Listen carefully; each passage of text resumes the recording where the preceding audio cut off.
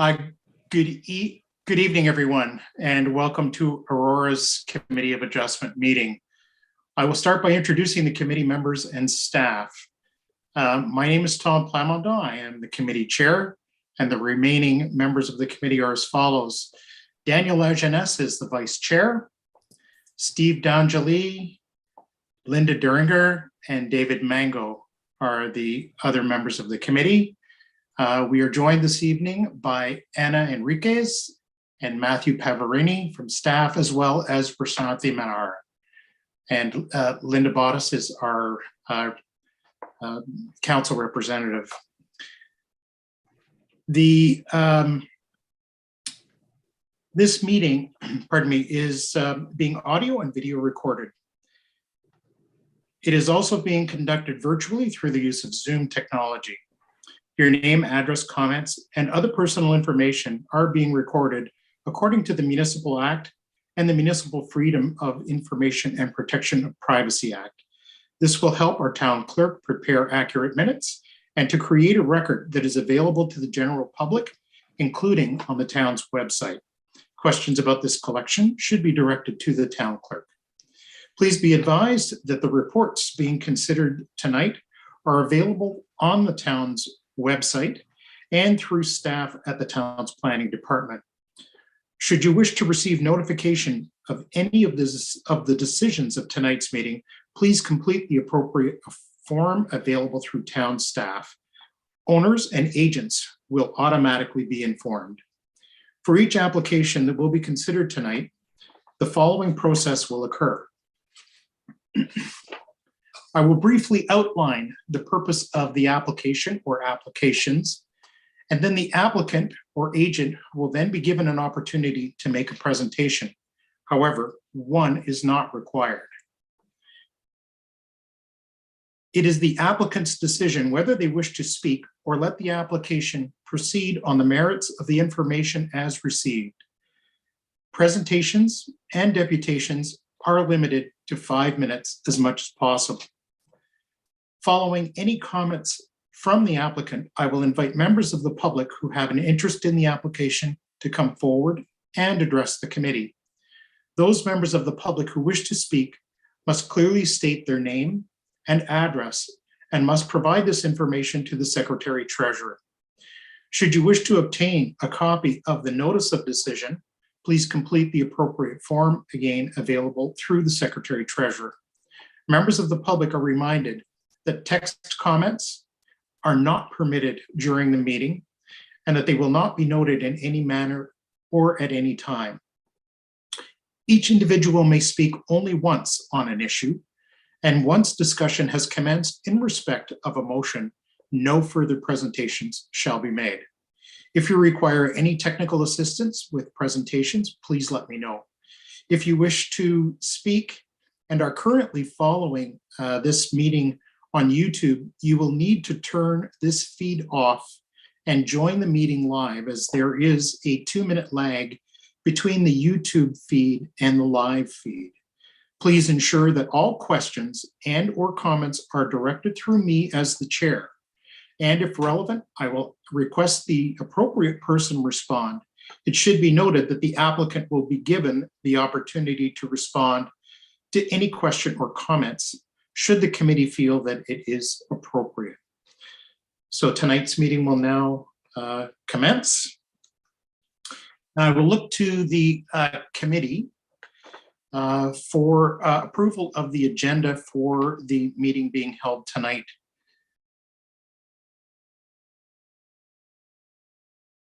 So if I can get someone to do that. Linda, thank you very much. And your mic needs to be turned on, Linda, sorry. Through the chair, thank you, sorry about that. Through the chair, I move that the agenda from February 10th, 2020 be adopted and approved. Thank you very much. I'll look to the committee for a seconder. Daniel, thank you very much. And all of those in favor? And no opposition there, so that carries. Great. I'll look to the committee members then for any declarations of pecuniary interest or general nature thereof? Nope. All heads shaking no, thank you very much. Moving on to adoption of the minutes, and I'll look to the committee for adoption of the minutes for meeting of our January the 13th, 2022.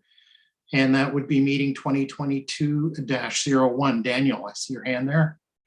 Thank you very much. Go ahead. Thank you. Through the chair, I move that the Committee of Adjustment minutes for meeting number 22-01 be adopted as printed and circulated. Thank you very much. Seconder, please. Steve, thank you very much. And all of those in favor? All hands up. Terrific. Thank you very much. So moving forward, the first application that we have this evening, just get down to it here,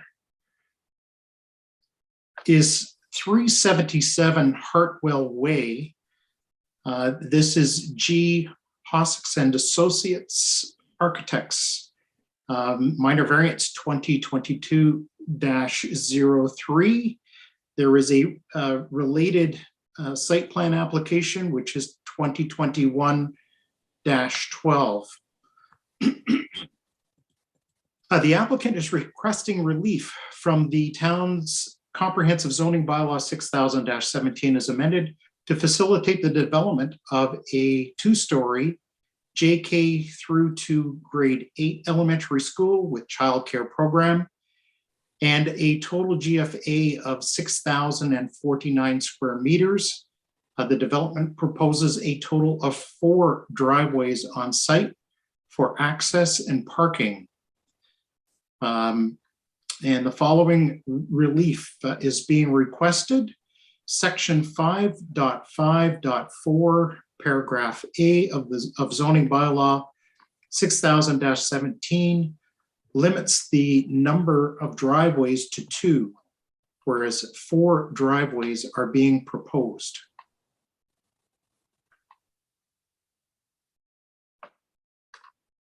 Planning comments received relative to the variance meeting the general intent and purpose of the official plan. Section 3.3.6 subparagraph D 6 of OPA 73 outlines that for an elementary school use, that parking and loading areas will be provided and access points designed in a manner that will minimize conflicts between pedestrian and vehicle traffic and will enhance the aesthetic character of the neighborhood. Staff are of the opinion that the access points have been designed in a manner to minimize conflicts from a traffic management standpoint and to ensure pedestrian safety. Therefore, staff are of the opinion that the access points have been designed in a manner to minimize conflicts from a traffic management standpoint and to ensure pedestrian safety. Therefore, staff agree that the variance maintains the general intent and purpose of the official plan. With regards to the zoning bylaw, planning staff are of the opinion that the subject lands are wide enough to accommodate the driveway configuration proposed without compromising the soft landscaping space in front of the yard or along William Graham Drive. Therefore, it is the opinion that increasing the number of driveways to the subject lands as proposed will not result in any negative impacts, and are of the opinion that the general intent and purpose of the zoning bylaw is met.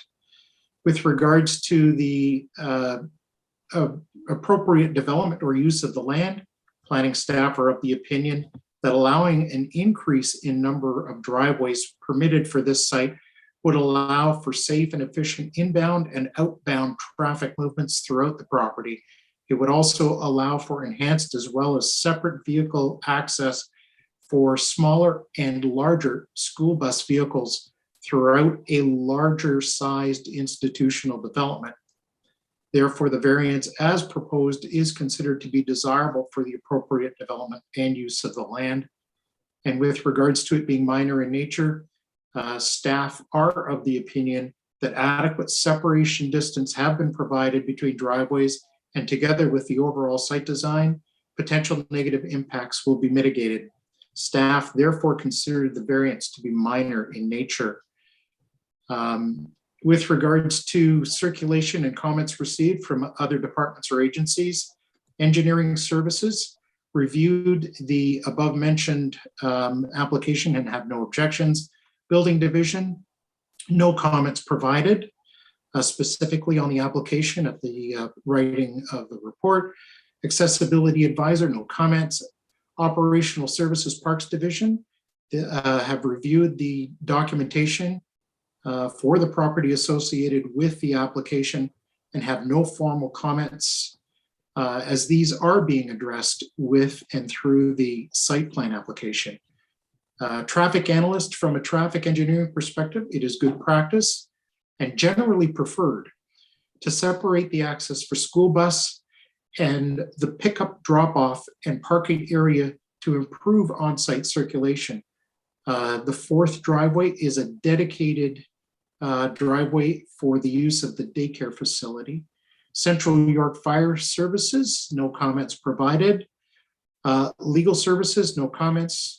The Regional Municipality of York has completed its review and has no comments. Lake Simcoe Region Conservation Authority, their comment is, while we note that while 377 Hartwell Way has a concurrent application for site plan approval, which the LSRCA is currently reviewing, they have no comments or concerns with the approval of this minor variance. Electric Utilities, they have reviewed the proposed variance application and have no objections to its approval, subject to their standard conditions.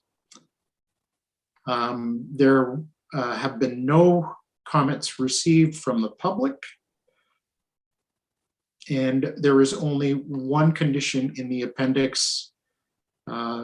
So that, I believe, completes that review process.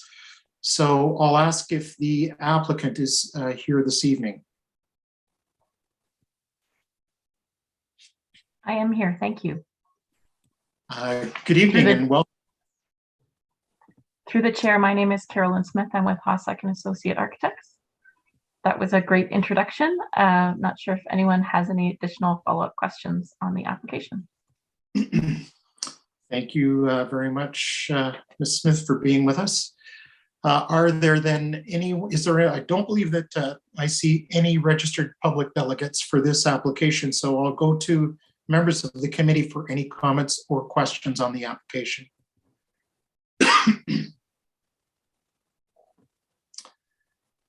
Well, oh, Your hand. There we go. David, the chair recognizes you there. Thank you, the chair, through the chair. I don't have questions, but just comments. By just looking at the drawing, which is the figure, I'm just looking at it here. I've got two screens, so if you see me, my face, it's because I have a laptop, and then I've got the other side screen. This drawing SP1, there isn't any really, from my point of view, with background, with transportation and so on. I can see some signage issues or not being clear, but I know that can be addressed here later on, maybe at site plan. I can see where it says, let's say on the this is the Hartwell Street, the second driveway, it shows buses only. I'm hoping that's the where you enter. And the other side, I'm hoping probably it's an exit. I can see the stop bar. I'm hoping there's a sign there. There's a signage right away in the middle of the driveway somehow, but I know that could be changed, could be rectified, that I said a detailed design I'm saying it's okay.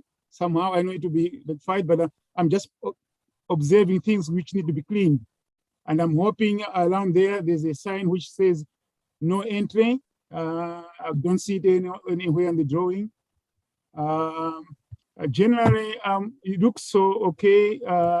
Maybe there'll be some signage showing right in, right out only, like you got right in. But it seems to be full moves to some extent, and I'm hoping that the drawing you have appropriate signage for safety, especially at this location. As you may all know, you have got parents dropping kids, they're coming in, other one coming the other direction.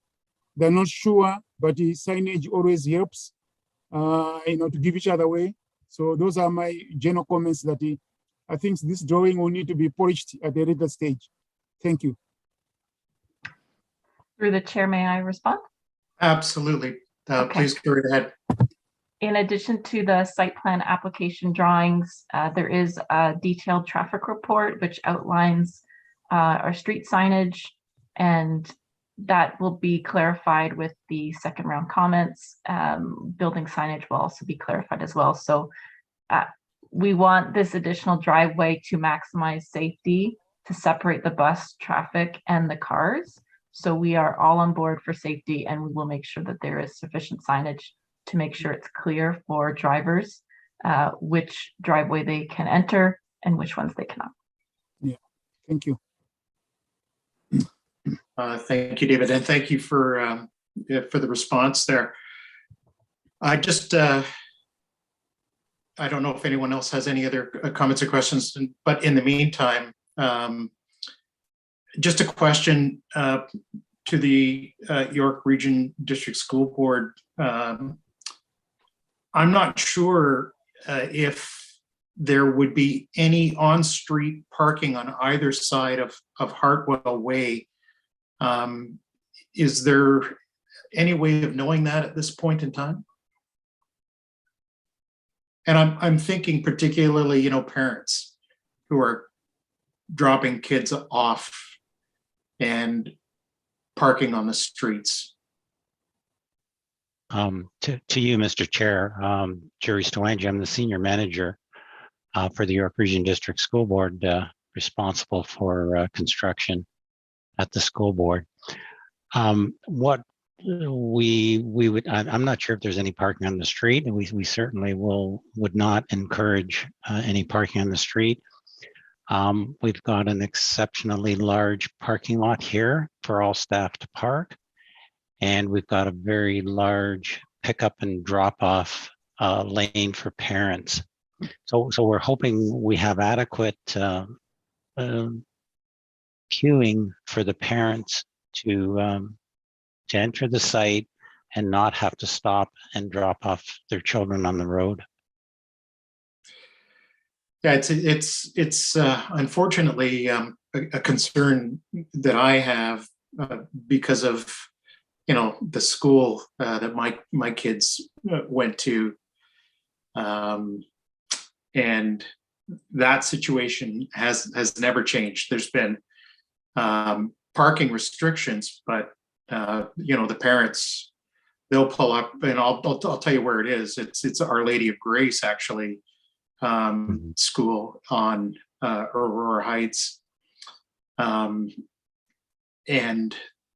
people just park on the street. The buses are parked where they should be. Staff is parked in a lot that's more than adequately provided, and yet there have just been so many close calls. So that's why I'm bringing it up. I'm just hoping that there would be no on-street parking or stopping even particularly in front of the school, because at the end of the day, if a bus is trying to get in and get out, and there's parents, parked all over the streets with kids and stuff getting in on the street through doors, in parked vehicles on the street, it's just not what you want to see. And I'm hoping that would be the situation here. Has nothing to do with the number of access points that you've got there. It's just practical purposes. So I saw that you were going to be in attendance, so I thought I'd just mention that. Anyone else from the committee, any comments or questions? So with that, I'll look to the committee for a motion on the application, please. I see Daniel's hand up. Go right ahead, Daniel. Thank you. Thank you. Through the chair, I move that application MV 2022-03 be approved as requested with the submitted conditions. Thank you. There's only one condition, but I'll take that. Thank you very much. Is there a seconder?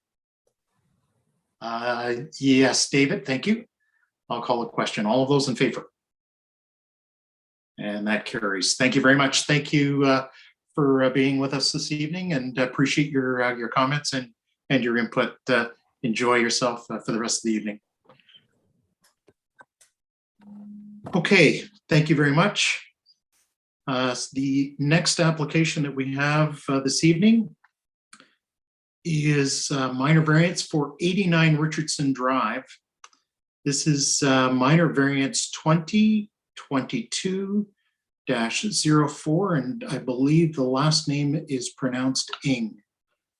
And I apologize if I don't have that correct.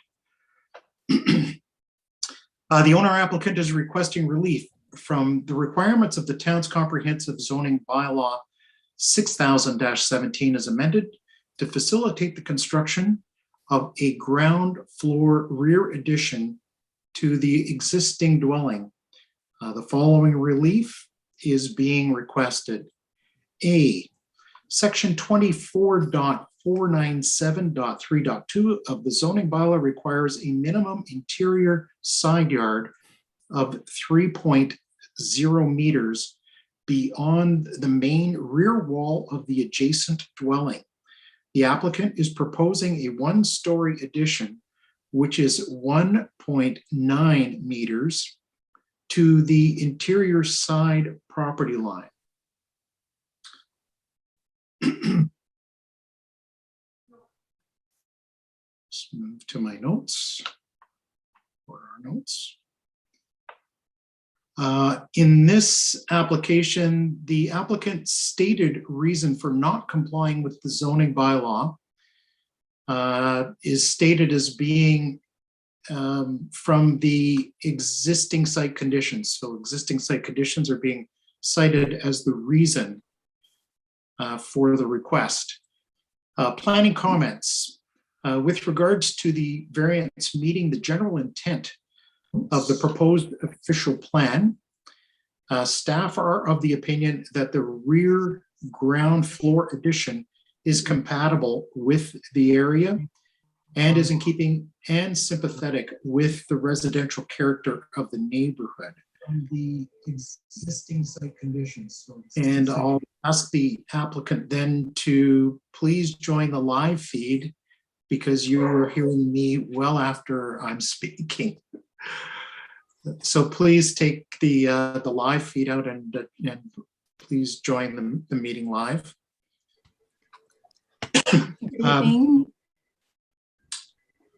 Thank you. Okay, so just hold on for a moment there.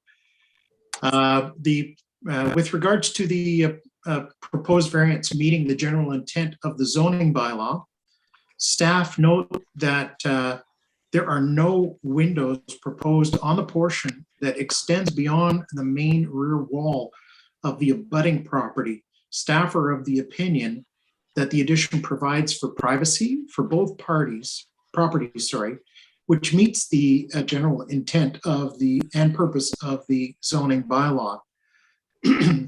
With regards to the minor variance being considered desirable for appropriate development of the land, staff are of the opinion that the variance for a reduced side yard setback beyond the main wall of the abutting property and proposed rear addition, including a master bedroom, washroom, and seating area, will have minimum impact to the existing neighborhood and abutting property to the east. Staff are of the opinion that the proposed variance is desirable and appropriate for the development of the land. With regards to it being considered minor in nature, the proposed ground floor addition is considered moderate in scale, and the requested variance is not anticipated to result in any negative impact to the neighborhood or abutting property. As such, staff are of the opinion that the requested variance is minor in nature. Building division, a preliminary zoning review was completed on January the 10th, 2022. Engineering division have reviewed the above noted application and have no concern with it. Please note that the applicant shall provide a grading and drainage plan prepared by a professional engineer or qualified engineering professional, demonstrating that the drainage pattern at the site has been maintained and the structure and associated grading work completed at the site shall not cause any adverse impacts on the drainage of adjacent properties. The said grading and drainage plan shall be submitted for review and approval during the building permit application process. Operational services have reviewed the documentation for the property associated with the above noted application. There are trees situated on the subject property that may require removal and may be impacted by excavation or disturbance due to demolition and or construction. In view of the above, staff recommend that the committee impose the following conditions if the application is approved. One, that the owner may be required to provide an evaluation report prepared by a certified arborist or professional forester. In addition, the report shall include a schedule of monitoring the ongoing site work through a series of scheduled site visits by the arborist or forester during and post-construction to ensure the vegetation preservation measures remain in compliance throughout the project. That the owner may be required to provide a vegetation compensation and replanting plan in accordance with the Town of Aurora tree removal, pruning, and compensation policy. 3, that the owner shall agree to comply with the Aurora Tree Permit Bylaw number 5850-16 prior to the removal of any trees. And 4, that the owner shall agree to provide financial securities based on the total value of the tree compensation evaluation and all arboriculture works as defined by the town and the owner's arborist and or forester, and that all of the above shall be included as terms of condition in a letter of undertaking with the Town of Aurora. Operational services, Public Works, and Central York Fire Services. No comments were received at the time of writing up the report. The Region of York, comments provided stating no comments or concerns with the proposed application. LSRCA, not commenting on the application. It is located outside the area governed by OREG 179-06 under the Conservation Authorities Act and Electric Utilities. Comments provided stating that they have no objections to the approval,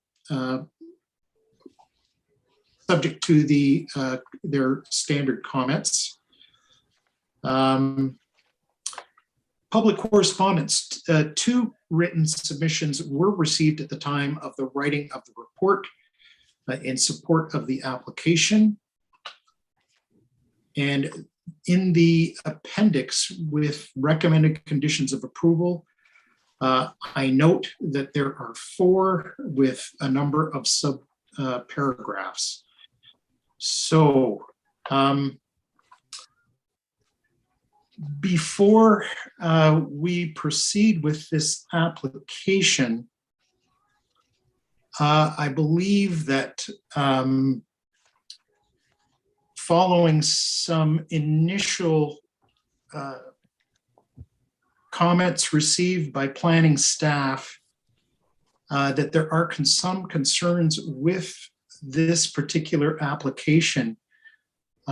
So before we go to the applicant, can I just ask staff what they have been made aware of either today or previous to today's meeting?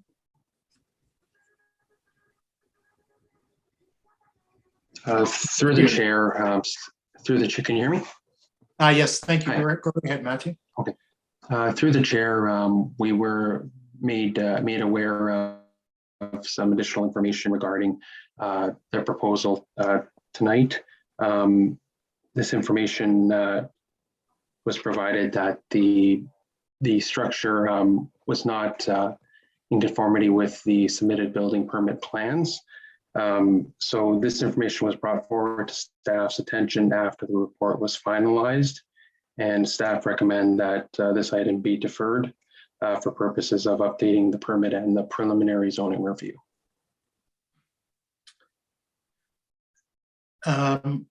Okay, so staff have requested that we defer this application to a future meeting in light of there being perhaps some concerns with regards to a building permit that was issued. I think as the chair, I can mention that when I did my site inspection, I noted that the construction was well underway, which quite frankly, I find a bit surprising in light of the fact that we are now just dealing with this application. So I would support a deferral on this. I'll look to the members of the committee if they have any comments with regards to the town's request to defer. Steve, yes, go right ahead. Thank you. Through you, Mr. Chair. I support the request to defer this application. Further to that, I would note that through this deferral, that I believe the town and the applicant will have to take a good look at the conditions that were initially to be proposed for this application, because I believe that many of them can no longer be satisfied. Much of the tree removal has and vegetation removal has been already performed. Through you, Mr. Chair, I think you've been kind in saying that this has been well underway. I would say that this development is about 90% complete at this point in time from what I saw today. I feel that the process hasn't been followed by the applicant here this evening. And, I mentioned that the conditions state that there should be a series of scheduled visits by an arborist to ensure that the vegetation is maintained. That cannot be, at this point, it's, that can't be complied with. And I would also request that the town take a good look at the accessory structure, maybe,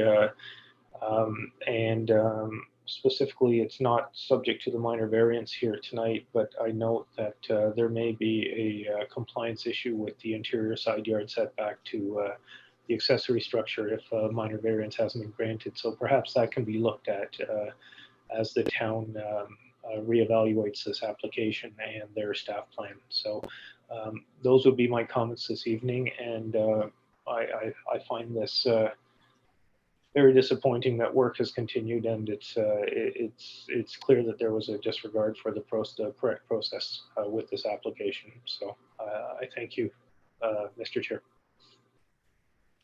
Okay, thank you, Steve. Any other comments from members of the committee on the request to deferral? Yes, Linda. Through the chair, I just wanted to mention that I agree with everything that Steve says. I support all those different individual problems, especially the trees that were already, they're gone. I did a review at this place today as well. They're gone. They're just not there anymore. So I just wanted to say I concur with everything that Steve just said. Thanks, Linda. Anyone else? David, yes. So the chair, I support the deferral. Thank you. Thank you. Daniel, any comments there? Sorry. Nothing additional to what has been said. I guess just a reiteration. First of all, I do support the deferral, and as well, I don't know what we can do in terms of identifying what landscape was present. I was looking at street views and satellite imagery, which does give us a good understanding as to what was there before all of this, and that we could possibly, I know the town has a strong GIS department, and hopefully we could use that to understand what was meant to be, or what was there, and what should be compensated in order to be replaced. Well, thank you. Thank you, Daniel. So I will look then to the committee for a motion to defer. Steve, yes, go right ahead, please. Thank you. Through you, Mr. Chair, I move that with respect to minor variance application 2022-0489 Richardson Drive, applicant Ing, that we defer this application to a future date as agreed upon by the staff and the applicant, such that they may review the work that's underway and determine the required action to amend the staff report. I'll look for a seconder on the motion. Linda, thank you very much. And all in favor of deferral? That carries. Thank you. So I'm sorry that I had to cut you off, Lena, Miss or Mrs. Rodriguez, the applicant, because this had come to our attention earlier today, and I didn't want to open up the floor with you for a presentation or a discussion, because had the staff not deferred it, I'm sure myself, I probably would have made a request to defer. And I believe there is a Petra Pacheska, a resident who is with us this evening as a registered public delegate. And I'll just speak to her for a moment if she's with us, just to let her know that this item has been deferred. You've heard the reasons why. We do expect that this may come back to the Committee of Adjustment in the future. I would ask that you check with staff at the town, perhaps Prashanti, to stay in touch just to make sure that you know when this will be coming back, so that if you do want to appear again as a delegate and speak to the committee with regards to any concerns or comments that you may have, that you again have that opportunity. So with that, I'll thank both of you for being with us this evening, and we'll look forward to this item potentially coming back to the committee, you know, at a future meeting. I can't say when. That'll be up to the applicant. So I'm going to move on. Thank you very much. To the next item on the agenda, that being item number 3, which is first step design, and that is for 12 Kennedy Street West. This is MV 2022-2. Dean Hollander is the owner, I believe. There is a related file. It's SPR 2021-11. The applicant is requesting relief from the town's comprehensive bylaw, zoning bylaw 6000-17 as amended to facilitate the development of a second-story addition with a gross floor area of approximately 101.53 square meters to an existing 1.5-story single detached dwelling. The following relief from the requirements of the town zoning bylaw 6000-17 as amended is requested. A, section 7.2 of the zoning bylaw requires a minimum front yard setback of 6.0 meters. The applicant is proposing a second-story addition, which is 4.7 meters to the front property line. B, Section 4.20 of the zoning bylaw permits window bays to encroach a maximum of 1 meter into the front yard. The applicant is proposing a second-story window bay which encroaches 1.9 meters into the front yard. C, section 24.497.3.2 of the zoning bylaw requires a minimum interior side yard setback of 1.5 meters. The applicant is proposing a second-story addition, which is 0.6 meter to the interior side yard property line.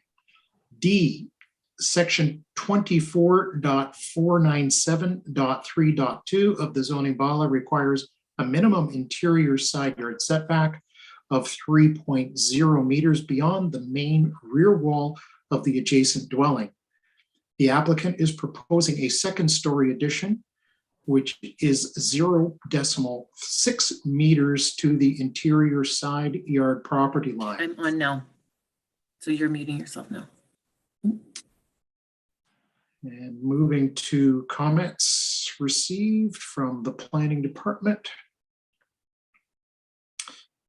I'll just mention that the applicant's reasons for not complying with the zoning bylaw relate to the variances that are mostly triggered due to the existing dwelling placement on the lot, and with the current zoning have made it not possible to comply. Planning comments with regards to the general intent and purpose of the official plan. Section 8.1.2 of the town's official plan lists ground-related residential uses as permitted within the stable neighborhood areas. Staff are of the opinion that the proposed minor variances to permit the use allowed for through this designation, two-story single detached dwellings meets the applicable policies and maintains the general intent and purpose of the official plan. And with regards to the general intent and purpose of the zoning bylaw,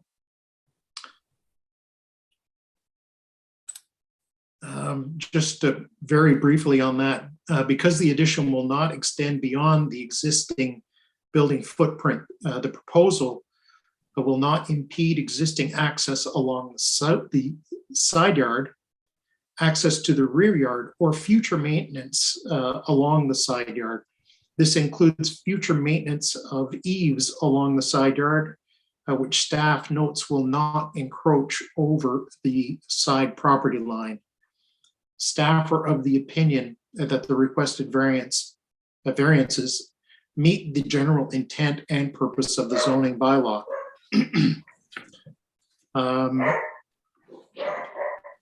The variances are considered desirable for the appropriate development or use of the land. That's my guard dog. I apologize for the barking in the background. There must be someone at my front door. Apologize. The location of the single detached residential dwelling on the subject properties, subject lands will remain unchanged and is in keeping with the existing single detached residential dwellings along Kennedy Street West and the character of the surrounding residential neighborhood and streetscape. Guess they've gone away.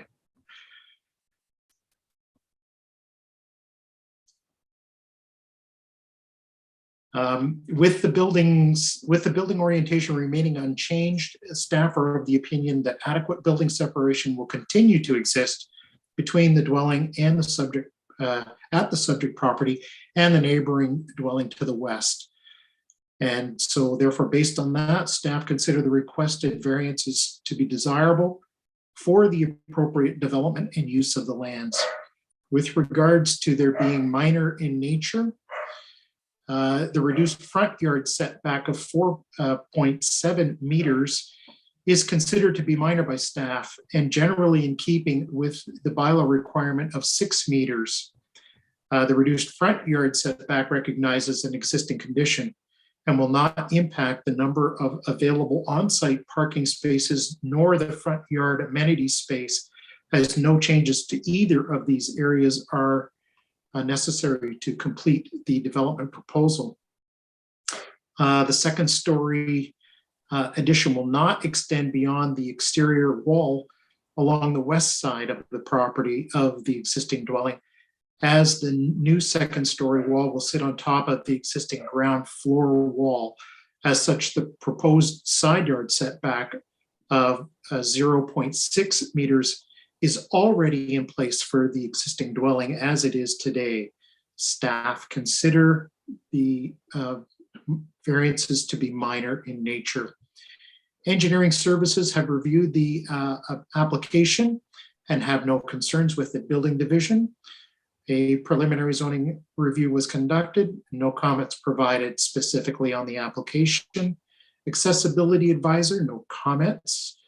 Operational services and parks have reviewed the documentation for the property associated with the application and have no formal comments regarding the application.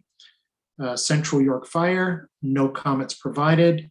The region municipality of York has completed its review and has no comments. The LSRCA, again, this application is located outside of an area that is regulated by the LSRCA under Ontario Regulation 17906 and does not appear to contain natural heritage features which warrant additional technical review. Electric Utilities have reviewed the proposed variance application and have no objections to its approval, subject to their standard comments. Public comments that have been received, 2 written submissions were received at the time of the writing of the report from neighbors to the west at 16 Kennedy Street West and east at 8 Kennedy Street West of the subject property, stating that they are in support of the variances requested. We certainly appreciate knowing the neighbors' support for these types of variances.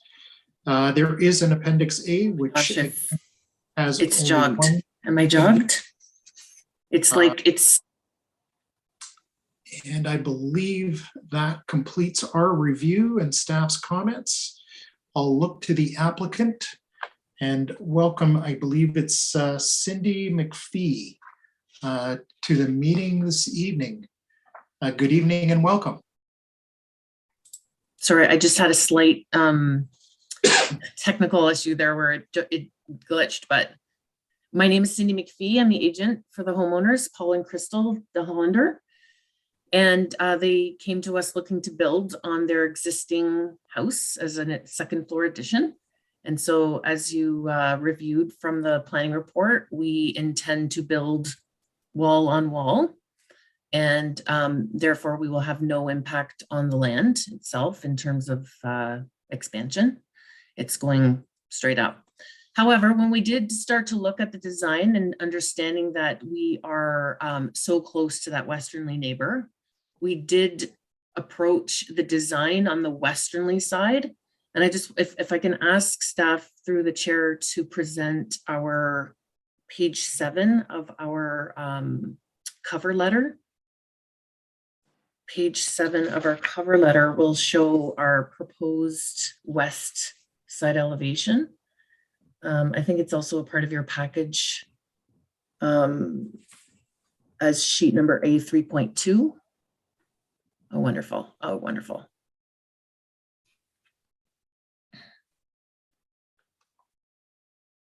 I think it's page 7. Right. So this is the west elevation as we propose it. And the majority of the west side is going to remain as it is. We're intending on keeping that existing gable.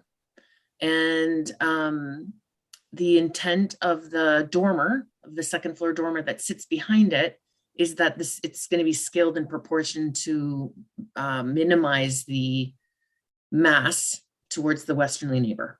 So this is the kind of intent that we wanted to approach that westerly side. And even though we have scaled down the version of it, we still have these minor variances, which is through you, Chair Brichenta, could you go back to page 6, which just shows the site plan that's highlighted?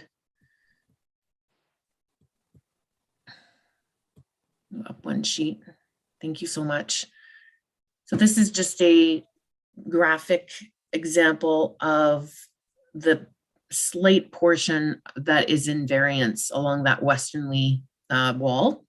So from 3 meters back along the existing wall, we have the 0.82. So that's where we're getting that minor, that grade zone area there is the portion that's in variance.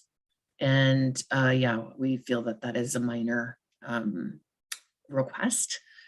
And I would like to answer any questions that the panel may have for our application. Thank you very much.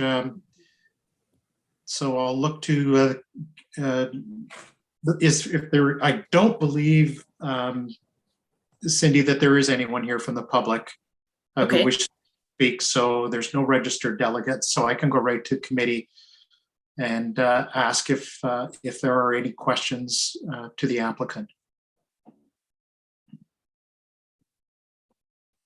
Yeah, I'll just perhaps start with just a general comment. I thought you did actually a very good job of trying to stay within the confines of the existing structure, given the fact that that western property line, you're very close to it. Very close. I had a good look at it actually twice last week, and again today. I just happened to be going by and looked at it, and I noticed as well, and I pick up on staff's comment. In fact, I read it into the record that they noted that none of the eave projections on that side, on the west side, are outside of, let's say, the boundaries of the property, which is good in the sense for you're not going to be adversely adding to or affecting any grading or drainage issue there. So Correct. happy to see that as well.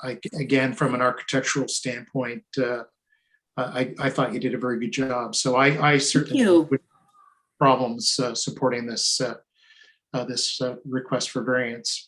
Steve. Thank you, Mr. Chair, and through you, I echo the comments. I took a look, and I think that obviously, given I do respect the fact that you're building up, and not only in building up, you're respecting the impact on the neighborhood and trying to minimize the impact on the neighborhood. Obviously, architecture and materials are not in front of us today, but being in a stable neighborhood and in a neighborhood with older homes where the architectural design and the materials are important, I think there's been a very good job done here, and I too am very comfortable supporting this application. And I do believe the variances are minor in nature. That's great. Thank you, Steve. Any other comments? Linda, I see your hand just popped up there. Go ahead. There, sorry, I couldn't, it wouldn't unmute. Through the chair, thank you. I liked your presentation. I like the area. I'm in that area. I walk by that house a lot. I'm very happy that it's going to remain the way it is with the second story addition. It's nice to see that the property's renewed. A little, they need a little bit of a update, and you've done a nice job, and you've kept the thumbprint and the footprint of the original house. That's a good thing, and I appreciate that. And your design's great, so thank you. I would recommend it. Yes, thanks. Thank you, Linda. I'll look to David there. I thought I saw his hand come up briefly. Sorry, thank you, Mr. Chair. I don't have any comments. Thank you. Thank you, David. Daniel, anything, or are you okay with this application? I'm okay with the application. I'll just make the comment that that originally when I was looking at the imagery, the CAD drawings, I was a little concerned about the height, because you did actually put your neighbors named there for scale. However, a on-site of not just the area with I think there's a little White House on one side, and I can't remember the other one on the other side. But looking at the whole neighborhood and the way that you've extended it and how you're dealing with that west side, in a world where we do need to move forward, and I'm not a big fan of big homes, but this is what I would consider a nice progression of that home. So I'm support. I have little issues, but overall, I'm quite happy and see myself proceeding. Thank you, Daniel.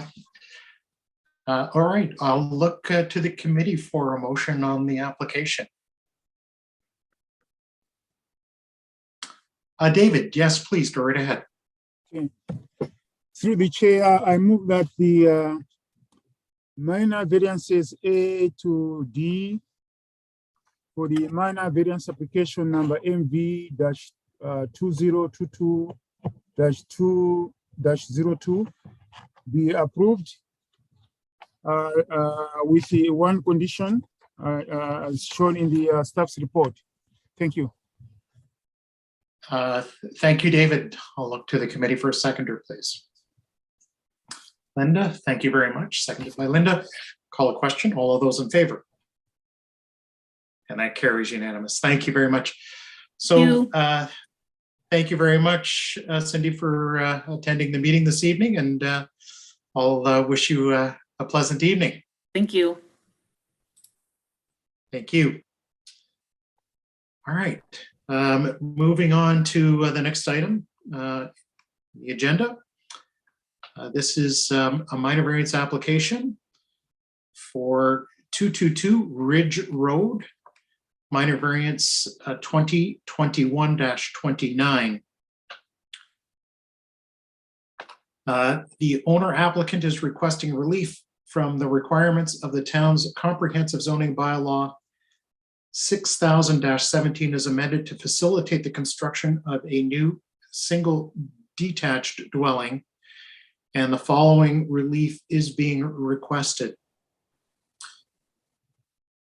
Section 14-1 states that no person shall use the land, including expanding, enlarging, or otherwise altering an existing use, building, or structure for any reason other than a use legally existing as of November 15th, 2001, without amendment to or relief from the zoning bylaw. The applicant is proposing to construct a two-story detached dwelling. B, section 14.4I states that the net developable area of the site that is disturbed shall not exceed 25% of the total site area within a category 1 landform conservation area. Pardon me. The applicant is proposing a disturbed area of 34.3%. Pardon me.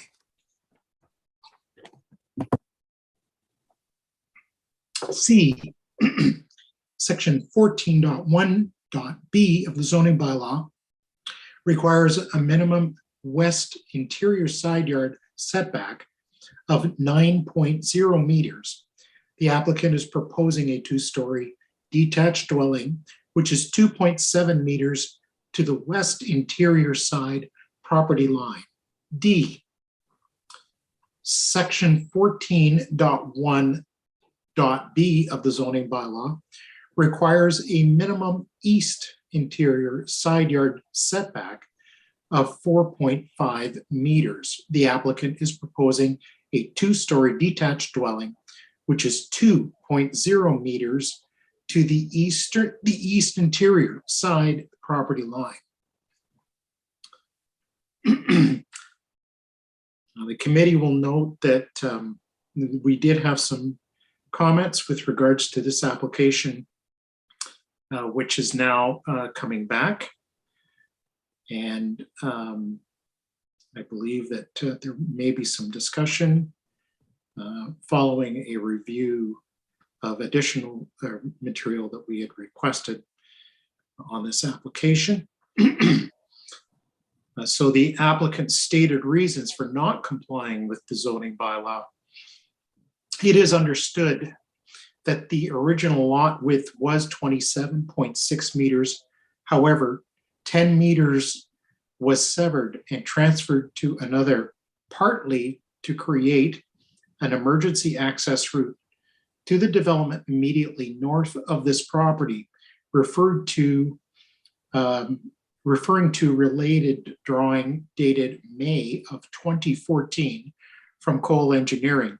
As a result, the current lot is much narrower, such as the required setbacks and site coverages do not allow for a reasonably designed residential unit due to the width and area of the current lot when compared to similar recently constructed homes on the same road. And I believe that that was part of the request that the committee made for additional background information on this item. Planning comments. The proposed variance meeting the general intent and purpose of the official plan. In accordance with OPA 34, lots within the estate residential designation shall preserve a minimum of 75% of the lot in an open landscape area or natural condition. Should be noted that the driveway, walkway, and patio area as indicated on the site plan are to be permeable paving. Staff are satisfied that the property is being maintained with a majority in natural condition and open area. The use of the property is not changing. The current dwelling is being demolished and being replaced with a new dwelling. As such, planning staff are of the opinion that the subject variances are considered to maintain the general intent and purpose of the official plan. And with regards to the variance meeting the general intent and purpose of the zoning bylaw, the applicant has requested an interior side yard setback of 2.7 meters on the west side of the property, whereas 9 meters is required, and 2 meters on the east side of the property, whereas 4.5 meters as required by the zoning bylaw. Staff are of the opinion that the side setbacks being requested are consistent with the neighborhood area and do not anticipate any adverse impacts to the area. Overall, staff are of the opinion that the variance requested maintain the general intent and purpose of the zoning bylaw. The existing dwelling was built in 1950, which has legally existed prior to November 15th of 2001. With regards to the variance being considered desirable for the appropriate development of the land, planning staff are of the opinion that the variances are desirable for the appropriate development of the land. And finally, proposed variance being considered minor in nature, given that a portion of the lands were severed to create an emergency access road, the area and frontage of the property decreased, providing for a narrower property. The side yard setbacks as required by the zoning bylaw are not feasible. The disturbance to this property is minor in nature and has minimal impact to the site. Planning staff are satisfied that the variances being requested are minor in nature. Additional comments that have been received: Building Division. Preliminary zoning review was completed on December the 7th, 2021. Engineering Division, comments provided stating no concern with the proposed application. Operational Services, Parks, that the owner shall be required to provide an evaluation report prepared by a certified arborist or professional registered forester outlining all aspects of the impacts of this that the proposal will have on the existing, current, and remaining vegetation. Secondly, that in addition to the report, shall include a schedule of monitoring ongoing site work through a series of scheduled site visits by the arborist or forester during and post-construction to ensure the vegetation preservation measures remain in compliance throughout the project. Third, that the owner shall be required to provide a vegetation compensation and replanting plan in accordance with the Town of Aurora tree removal, pruning, and compensation policy. And further, that the owner shall agree to comply with the Aurora Tree Permit Bylaw number 5850-16 prior to the removal of any trees. That the owner also agree to provide financial securities based on the total value of the tree compensation evaluation and arboriculture works as defined by the town of, or by the town and owners, arborist or forester, and that all of the above to be included in terms and conditions in a letter of undertaking. Operational services, no comments received. At the time of writing of the report, Central York Fire Services, no comments received. York Region, comments provided stating no concerns with the application. LSRCA, that the owner pay all development fees to the LSRCA in accordance with the approved fee schedule under the Conservation Act. And Electra, comments that were received include their standard conditions.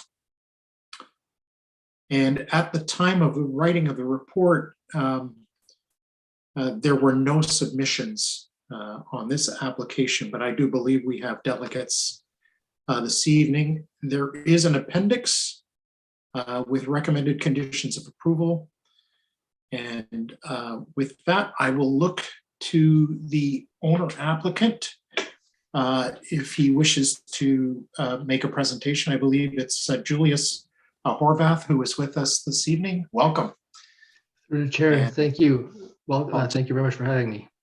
I'll ask you to state your name, your address, please, for the record. Yeah, absolutely. Yeah, it's Julius Horvath from Julius Horvath Architect, Inc. And my address, I'm representing the owner tonight. Unfortunately, the owner's out of country, but I'll representing on his behalf alone here. My address, it's 25 Bonny Meadows, so Bonny Meadows Drive in Aurora. Thank you, sir. Go right ahead. The floor is yours. Great, thank you through the chair. I appreciate your time tonight. Thank you very much for outlining the requirements that we're seeking tonight, the setbacks and the reason why. So I won't necessarily go through that again, obviously, but it will give just a little bit of context. And I appreciate Prasanthi has put up the little slideshow I have just to give you a sense. Although I'm sure you've been to this site. But to those others that might be on here or the other delegates, just to give them a quick summary here. So the first slide here quickly it's just showing you the development to the north for which that access road was severed off of the original property, which is prior to the severance, those setbacks probably would have made sense. But given now that the site is not quite in half, but greatly reduced, those setbacks would now, of course, make it practically impossible to build anything of use on the site. So anyway, this is just sort of a high level view showing our property and the little access next to it there. If Prasanthi can maybe just flip to the next page. Thanks. Zooming in on that site, again, you could see 222 Ridge Road, which is a bit of somewhat of a sliver of a property there next to that access. To the west of the access, there's a larger property with that that house set quite back from the emergency access road. And then immediately to the east is there 212 Ridge Road. I think this is a bit of an older Google shot because the one after that is a much larger house. I think that shows a smaller house at this point. But anyway, that just kind of gives you a context of the site. Yeah, if you could flip to the next one, thank you. Just a view of the road with the existing house that is sort of peeking out there amongst the trees. It's been, I guess, abandoned for some time, I believe, but in a little bit of disrepair. But just to give you a sense of the road leading to the substantial subdivision in the back there. Yeah, next slide, please, Vishanthi.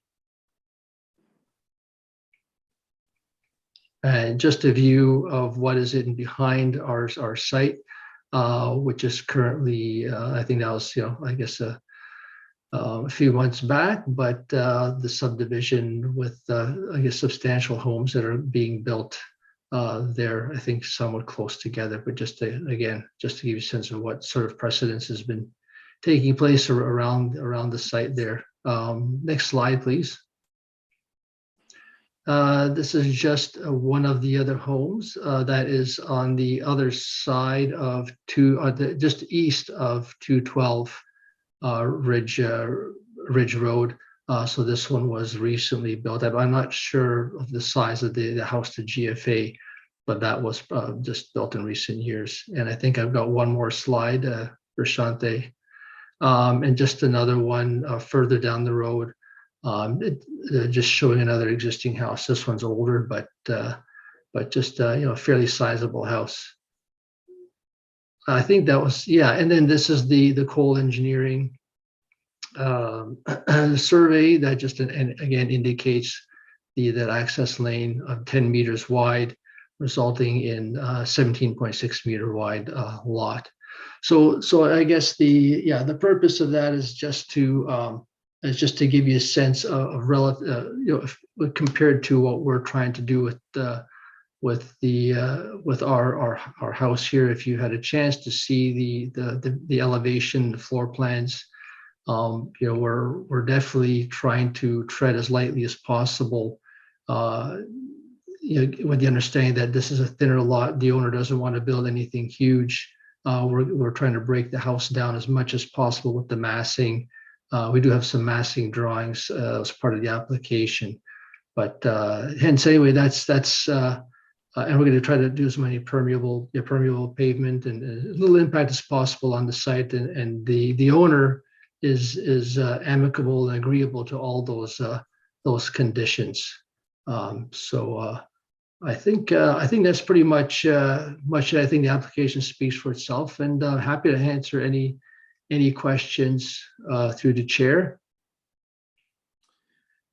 Thank you very much, Mr. Horvath. Yes. So before we get to the committee, I do believe that we have a number of delegates who wish to address the committee. So I believe we have Graham and Sally Constantine, residents with us this evening. So if we can have them come forward.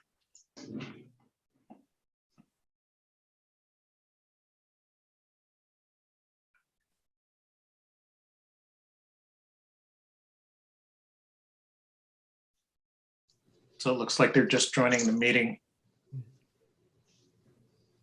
Yes, good evening, Mr. Constantine, welcome.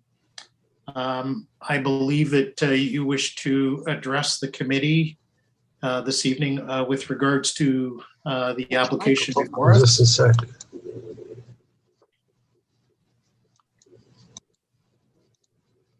And I'll just ask you to state your name and your address for the record, please.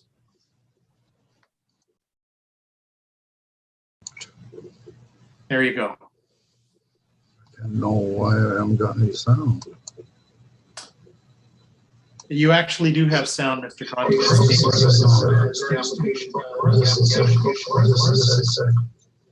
Say hello. And I'll just ask you to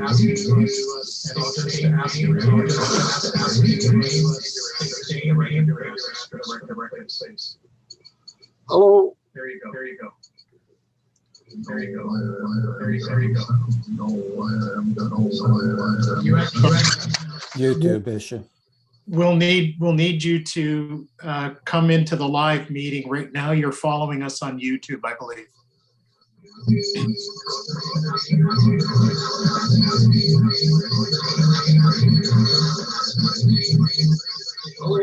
I'm sorry, I can't hear you. It sounds like there's 6 people talking at once. Prashanthi, can we go to Mr. Richard Berman at this point, and right away, Mr. Constantine, maybe send him an email or get in touch with him and ask him to come live? We, through you, Mr. Chair, we did send Mr. Constantine an email, so if he can check it when he can, but yes, we can bring in Mr. Richard Berman. Okay.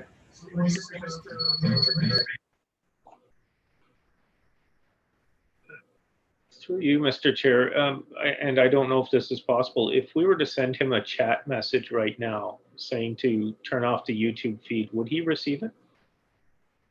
Live? I am not sure because it sounds like he's still a delay there. An email, so.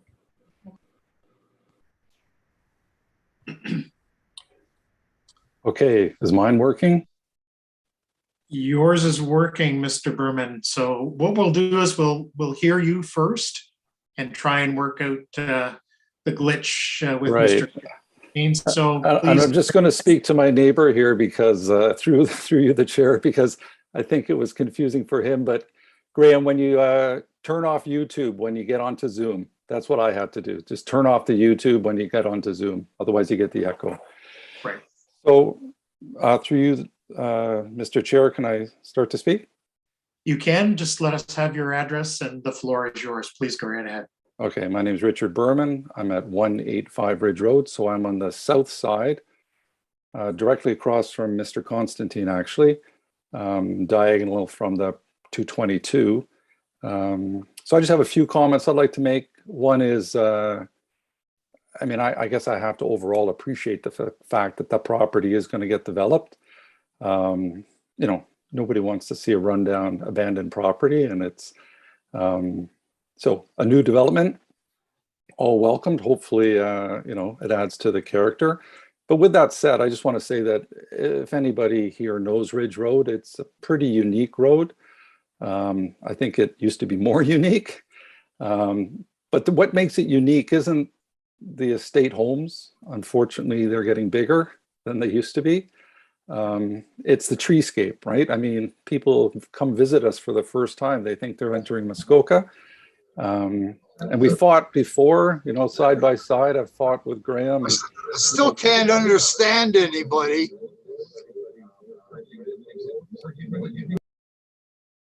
You can't hear me, Graham?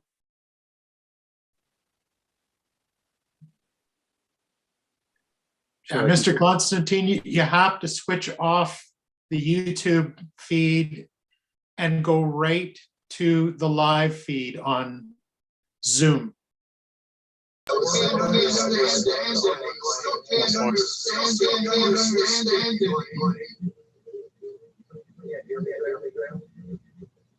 Can you hear him? I can hear you now. And you can hear me, Graham? Yes. Just turn off YouTube. Stay on Zoom, turn off YouTube. It sounds like there's 3 people talking at once. Yeah, that's because you're still on YouTube, Mr. Constantine. You have to turn that off and stay on the Zoom feed.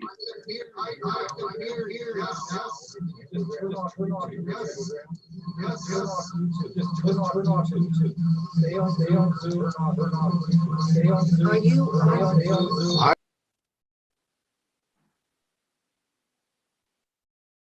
Should I continue? Please go right ahead. Okay.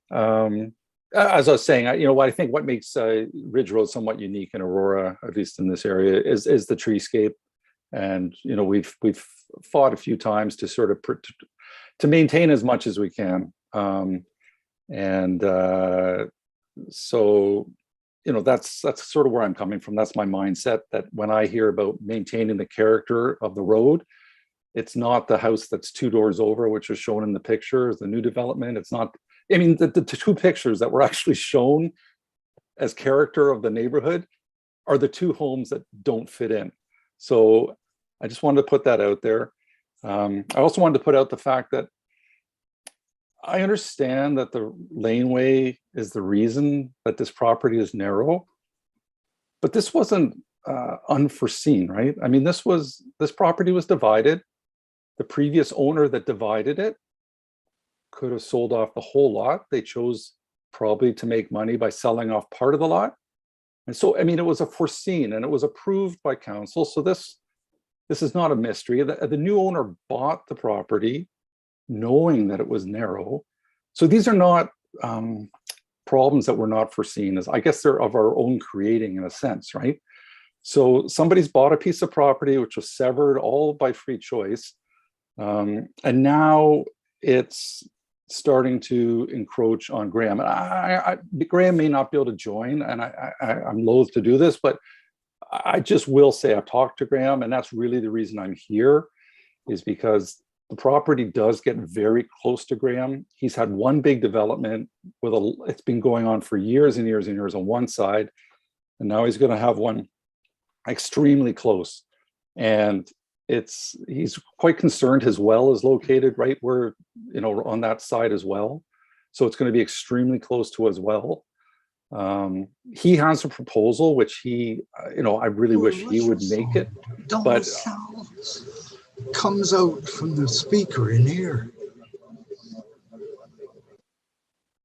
Mr. Constantine, can you hear me?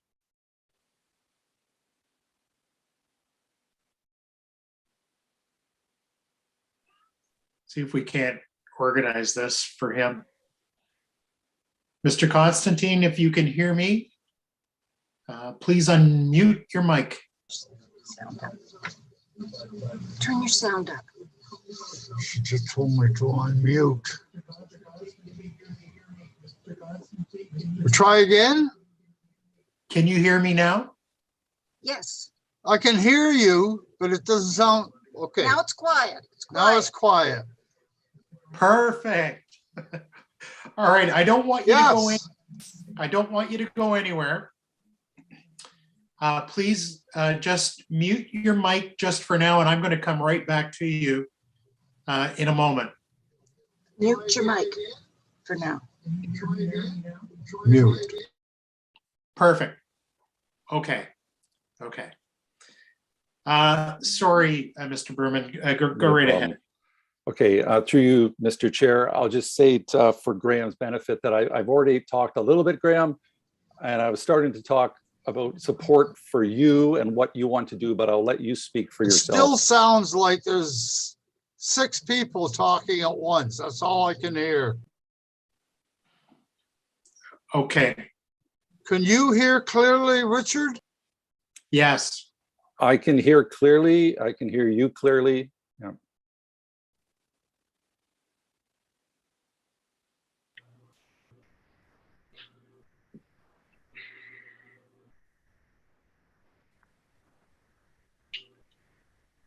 Mr. Chair, through you, perhaps we can send him a chat message suggesting that he shut everything down, Zoom and YouTube, and reconnect to Zoom only. And I think perhaps if we send it in writing, just those simple instructions, it might help out Mr. Constantine.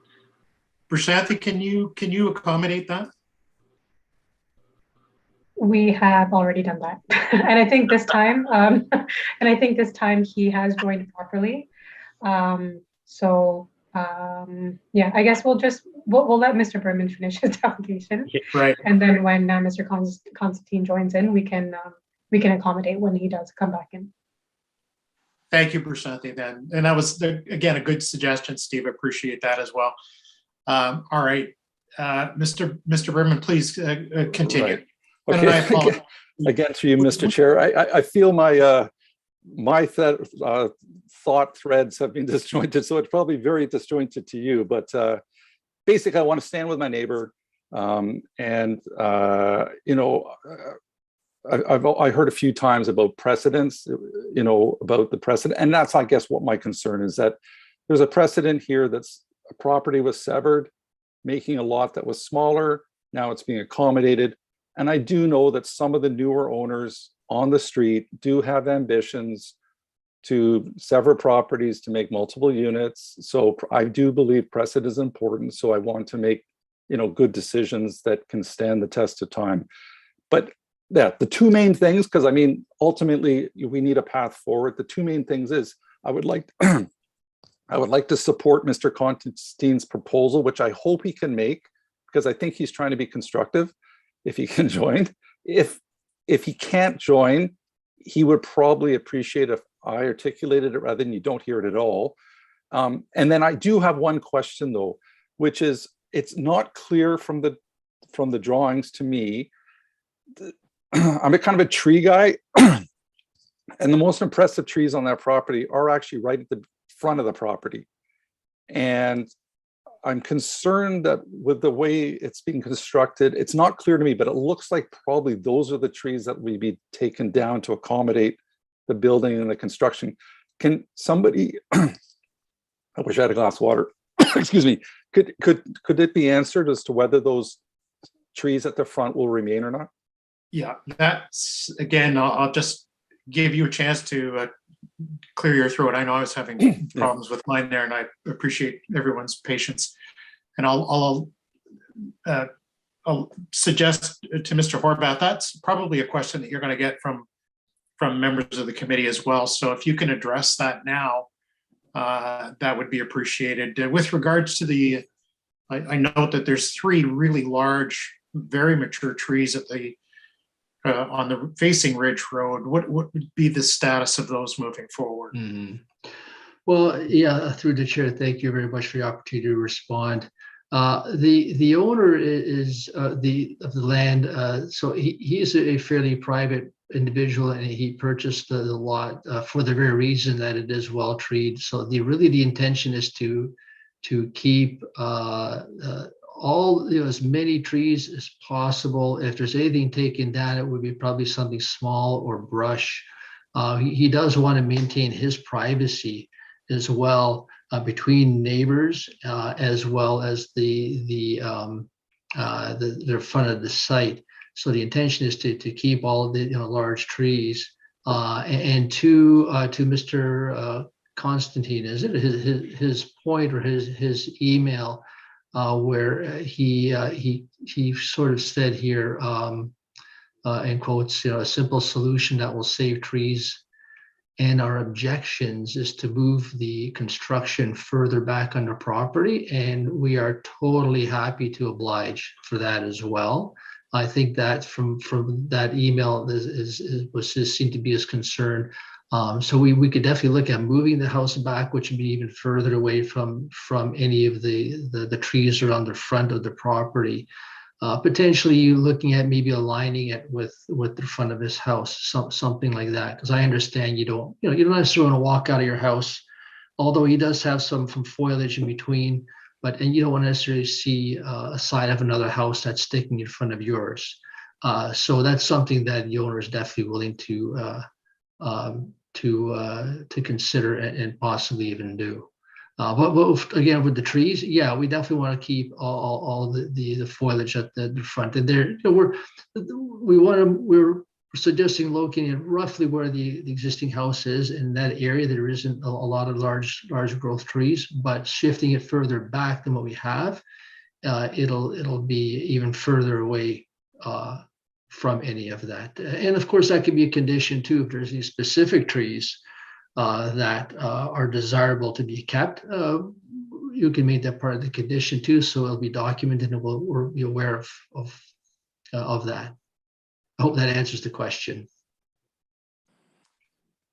Thank you, Mr. Horvath.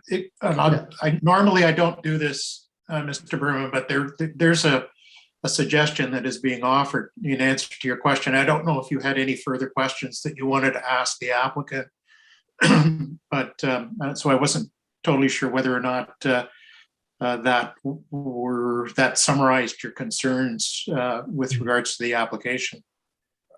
When I heard that they would willing to take it into consideration and maybe consider it, that was not so good. But when he said that they were willing to have them designated and definitely preserved, that sounds like a good answer to my question. And he also touched on, it sounds like Mr. Constantine has actually put his proposal in writing, so that is consistent with what I've discussed with him. So I'm glad to hear that that would also be considered. Yeah, what I would suggest too is members of the committee, I want to make sure that everyone did receive a copy of the email that Mr. Constantine sent. The applicant has referred to it, so I know that he is aware of it. Normally, whenever we get something in writing, staff immediately circulate to the committee and also to the applicant. And so failing getting a hold of or having Mr. Constantine rejoin our meeting and being able to express his concerns, Mr. Berman, I can ask staff to send you a copy of his email so that you're comfortable with your understanding of the proposal that he has made. Right. But it looks like he is back, so that's great. Did you have anything else, Mr. Berman, at this point? Yeah, like I said, I got a bit broken up, but I think overall I did make all the points that I wanted to make. So thank you very much for the time. Thank you, Mr. Berman. We'll just ask you to hold on, Mr. Berman, just in case members of the committee want to address you or ask you any questions. Sure. I'll go now to Mr. Constantine. Are you there, sir? Your understanding of the proposal he has made. But it looks like he is back, so that's great. Did you have anything else, Mr. Berman, at this point? Like I said, I got a bit broken up, but I think overall I did make all the points that I wanted to make. So thank you very much for the time. Thank you. We'll just ask you to hold on, Mr. Berman, just in case members of the committee want to address you or ask you many questions. Sure. I'll go now to Mr. Constantine. Are you there, sir? I am. Can you hear me now? He is back, so that's great. Did you have anything else, Mr. Berman, at this point? He still has the YouTube feed on though. I know. I think the best thing for us to do would be to just see if he wants to just go ahead. So through the chair, did you want me to restate what I was saying earlier if perhaps you could hear that directly? I don't know, I'm just throwing it out there. We'll just hold on for one moment. Sure. Is there a possibility, sorry, through the chair, is it possible for him to just call in? Just call us and then she can put us his voice. He doesn't have to see everybody. Maybe that's easier. Yeah.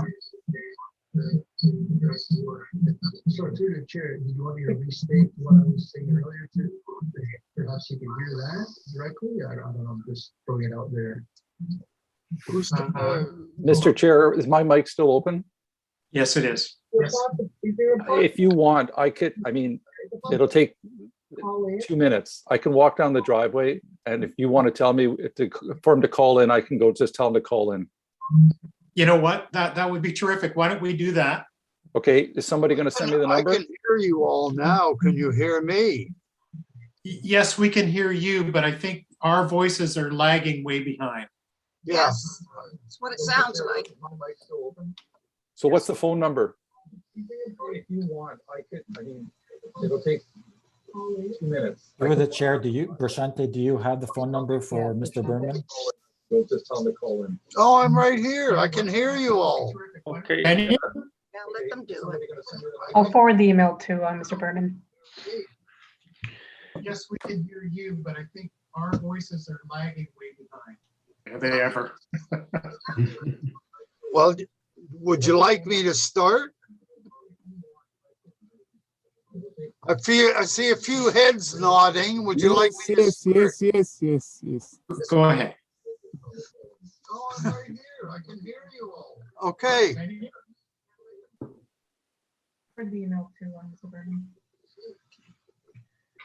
okay, I'm gonna start.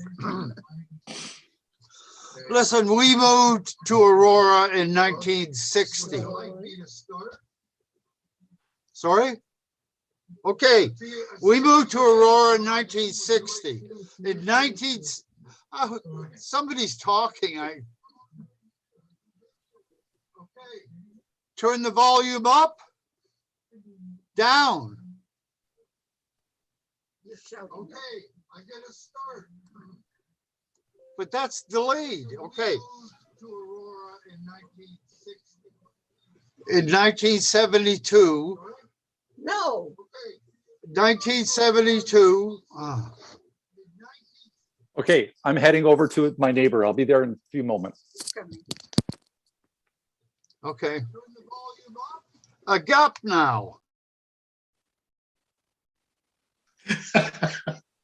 Oh, the joys of I've sorry, through you, Mr. Chair. I've muted Mr. Constantine for now. So maybe Right. we can proceed with the discussion, and then once Mr. Berman has helped him, we can get Mr. Constantine back. All right. Thank you, Prasanthi. I appreciate that. And so maybe what we should do is, all right, I know that we've. May I make a suggestion? If we could, perhaps we've been going for a while, and instead of going out of order, perhaps we could take a 3 or 5 minute recess and come back come back in session once Mr. Constantine can make his case. I personally would prefer not to go ahead without out of order in this case. I agree. So what we will do is we will take a let's make it a 5 minute, or let's make it a 10-minute recess.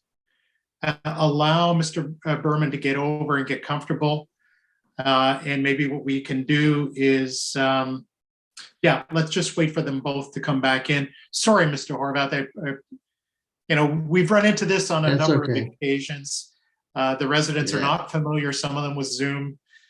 So it might be best if we just, for the sake of being totally transparent, just hold off for a 10-minute break. So those of us who, or anyone who wants to take a body break for 10 minutes, we will reconvene in 10 minutes from now. Thank you.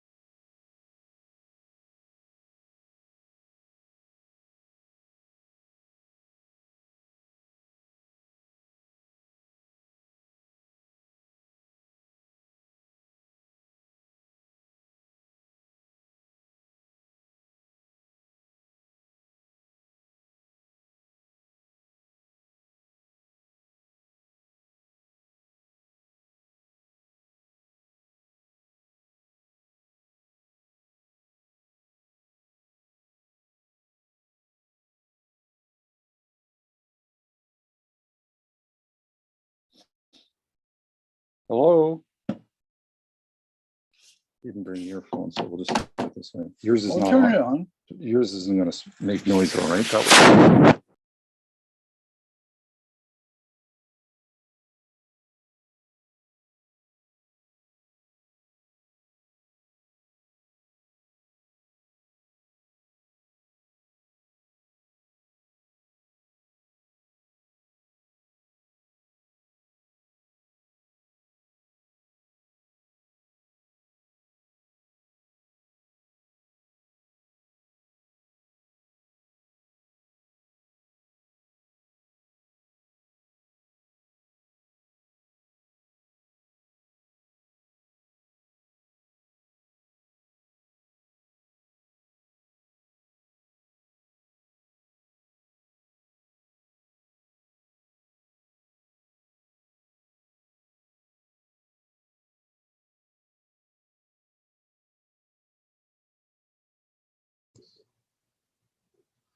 Unmute your speaker or increase the volume. Turn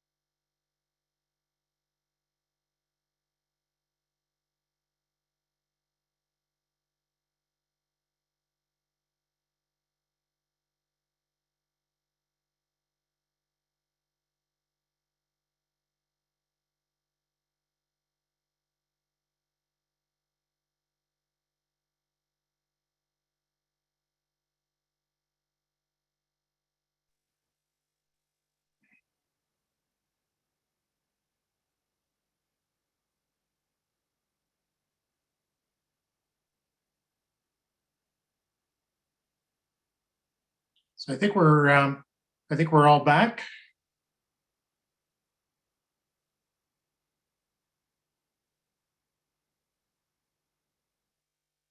Okay. Do we have Mr. Constantine? Yep. Don't So you we'll want to get- start the video? Yes. Well, we'll get you to turn your camera on if you wish. There we go. And there you are. Richard has joined us as my technical consultant. Well, we didn't want to, let you escape from our clutches here and make sure that we certainly given you the opportunity as well to address the committee. So Okay. With that, I'm going to just, again, I think we've got everybody on that we need. Yeah. So please, Okay. your name, your address, and go right ahead. I won't take very long. Sal and my wife Sally. Your name and your address. Pardon? Name and Oh, address. Graham Constantine, 212 Ridge Road. We Thank you. moved here in January 1972, which is 50 years ago. There were a couple of small bungalows on either side. And as Richard has talked about, and we've talked about, the nature of the community has changed substantially. We're really concerned. The original deeds for this area were under the Veterans Land Act, just after the Second World War. And we moved here in 72. And in 1989, we had, we replaced our original bungalow with a log house. I had to adhere to the 9-meter setbacks on either side. And then we have a monster home on my east side, which looks like the Kingston Penitentiary at night. And now with the proposal, and behind us, there's all of that development going on. And now on the east side, on the west side, there's this new proposal for a 5,000 square foot house. I've spoken on 2 occasions to the owner, and he's with very pleasant conversations. He didn't give me the idea that he was going to build anything that big. And I said, my one suggestion is move it further back. There's a row of cedar trees that transects the property from east to west. And behind that is a perfect place to put an estate type home as being suggested. So I'm concerned about our well, which is 2 feet from our property line. And so we have a really simple solution, which is to move it back about 100 feet. Done. All right. So for the benefit of the applicant here at this point, let me just gauge a reaction from him, Mr. Horvath. You've seen the email. By the way, Mr. Constantine, we did get a copy of your email. Okay. Good. With your concerns outlined in that.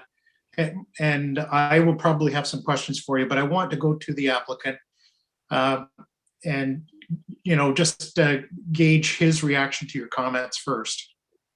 Yeah, through the chair, thank you very much for the opportunity.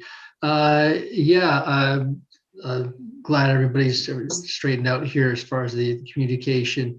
I'll sort of restate what I had mentioned while we're getting things worked out is, I did have the email and I sort of read out that last sentence where it says a simple solution that will save the trees, and our objections is to move the construction further back on the property. And we are in absolute agreement with that, absolutely. And I think I also mentioned that we're even willing to have that documented officially if need to be. The owner definitely wants to save the trees, especially the large trees. The house was located a little bit actually closer than we were sort of anticipating on the drawing, because we are trying to, I guess, reduce some of the driveway length.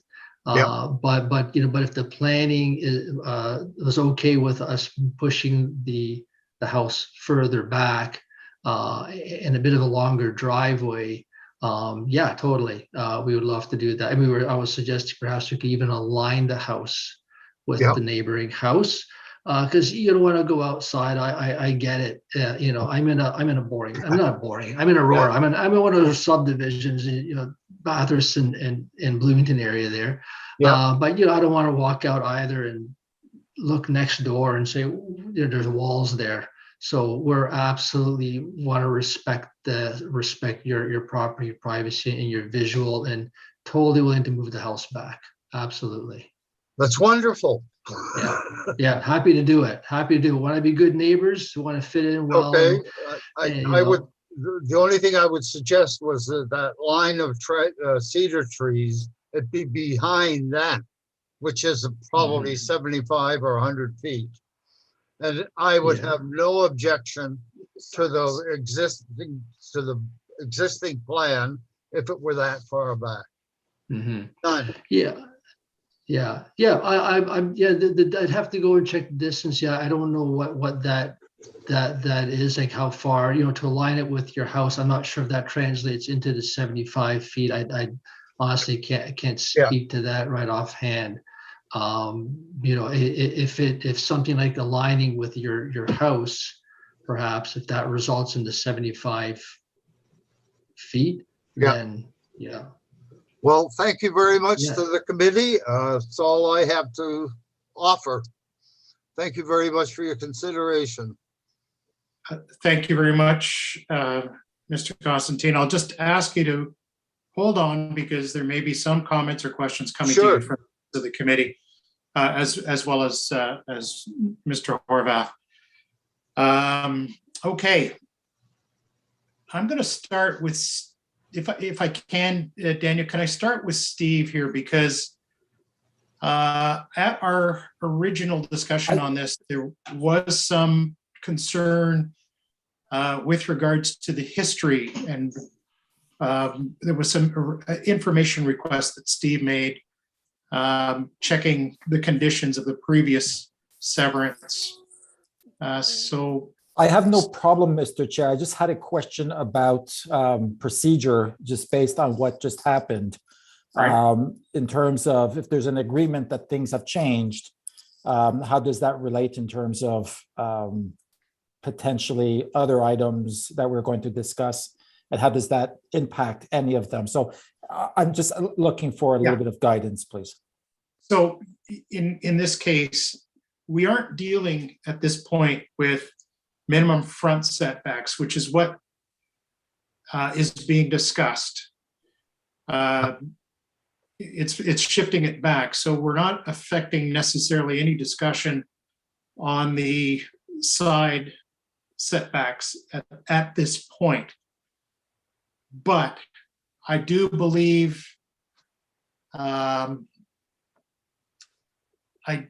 actually, let me go to staff as well on this, because I'm wondering about circulation and any impacts this might have on, for example, LSRCA or any other regulations that might then be triggered. Matthew, have you got any feedback on that for us? I mean, if we move it back, you're into possibly trees at the rear of the property if the photograph that I've got from a high level comes into play. Through the chair, if this were to come back with a revised concept, we would need a revised preliminary zoning review to just confirm if there were any other nonconformities to the bylaw, or to see if there are any changes to the current identified nonconformities, and then a circulation would follow once those were confirmed. Yeah, that would have been my comment as well, because we've got some very broad brush sort of discussions going on between the applicant and the homeowners pushing it back. Well, if you say 100 feet, what does that look like, you know? And what other implications would there be? So I would think there might actually need to be a recirculation on this, because there may be other parameters that are involved.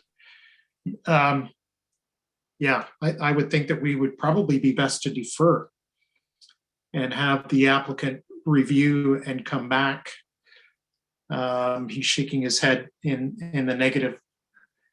I'm not sure that that he wants to do that at this point, but through the chair, sorry, yeah, I don't think the owner's amicable to that. And if we were to, in this case, need to focus then on, yeah, what's being asked for, right? The setbacks. Then I'd love to definitely play ball, but yeah, maybe to avoid that, then I would kindly ask that we focus on absolutely what's being considered, Right. which would mean not the front setback, but the side setbacks.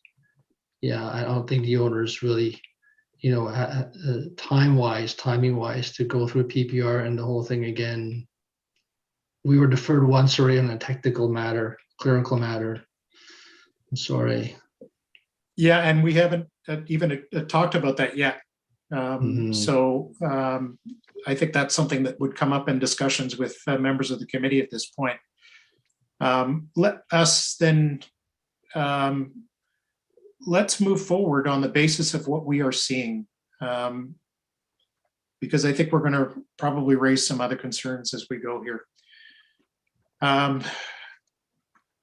So to answer your question, Daniel, a recirculation would be required in this case, I would imagine. And as staff have pointed out, there would have to be a recirculation for comment and re-notification out to the community again. So Steve, let's pick up where you left off the last time we adjourned or deferred this item. Sure. Thank you. Through you, Mr. Chair. So a few comments, and for the benefit of, I don't know, I think there were essentially emailed questions that I had to staff, and for full transparency, I'll sort of summarize what my questions were and my thinking, the rationale for my questions. Actually, to be quite honest, my line of thinking, I think, was very well articulated by Mr. Berman, despite all the interruptions. You know, in terms of, my question was looking for the details surrounding the consent to sever that led us to this property, and the conditions and the discussions held by the Committee of Adjustment at that point. Because I think that everybody is raising some very good points, and we have some structural problems with this site, I think, to be quite honest, and some zoning issues, in the sense that resulted from the consent to sever. Because as Mr. Berman said, the original property was severed into three properties, I think, and the retained parcel, if my calculations are correct, we have if any new building were to comply, and Mr. Horvath, I think you brought this up, and your applicant has brought this up. The west side side yard setback is 9 meters, 30 feet. The east side yard setback is required to be, I think, 4.5 meters or 15 feet. And we have a lot frontage of about 56 feet, which leaves you about 11 feet for a house if you're to comply. And that, when the original consent to sever was granted, is what the retained parcel was. And I think should have been considered at that point in time when the original consent to sever was granted. Is this a reasonable size parcel for an estate home? As everybody has acknowledged, this is an extremely narrow lot in an area of town that has estate homes and generally speaking, has large side yard setbacks. So the question that is in front of us today, and Mr. Berman made the point, I believe Mr. Horvath, when I looked at the consent to sever, it was Coates that severed the land, was the owner at the time. And if I'm reading this properly, your client bought a very narrow piece of land with this zoning on the land. And so the question that I am struggling with, quite honestly, and unfortunately, what came back to us in terms of the details of the consent to sever didn't have a lot of details in terms of the Committee of Adjustment discussion at that point of time. So unfortunately, we don't have the rationale and what was proposed and what the use of this land is. So we have to go on the zoning that is available, which is a state residential in an Oak Ridges moraine land where tree conservation is a significant concern. So I think the 3 trees at the front of the property and the trees at the back of the property, while I admit they're not a significant woodlot, and I think LRCA has done a good assessment, and staff have done a good assessment. I think it's important to retain those 3 trees and retain the character of the property. And the question in front of me is, we bought a property that is narrow, that the zoning requires large side yard setbacks, and we're trying to put a home, a 5,000 square foot home with a three car garage on a property that really allows an 11-foot home. And so personally, I think Mr. Berman said it best, this is a problem of our own making. And none of this is new. The property was sold with this zoning. The property was bought with this zoning. And to me, unfortunately, I don't think the house that is being proposed is an appropriate development, which is one of the minor variance tests for this property. So as much as I really appreciate Mr. Horvath and you entering into the discussions with Mr. Constantine and your willingness to work, and I think these are workable solutions. And myself, I realize sticking with the zoning and the side yard setbacks as they are is not a workable solution. And I think some sort of a solution is required. And personally, I am prepared to entertain a rather large variance to, let me get this right, the west side where we have the emergency road. And I think that reduction is very reasonable. This is my personal positioning.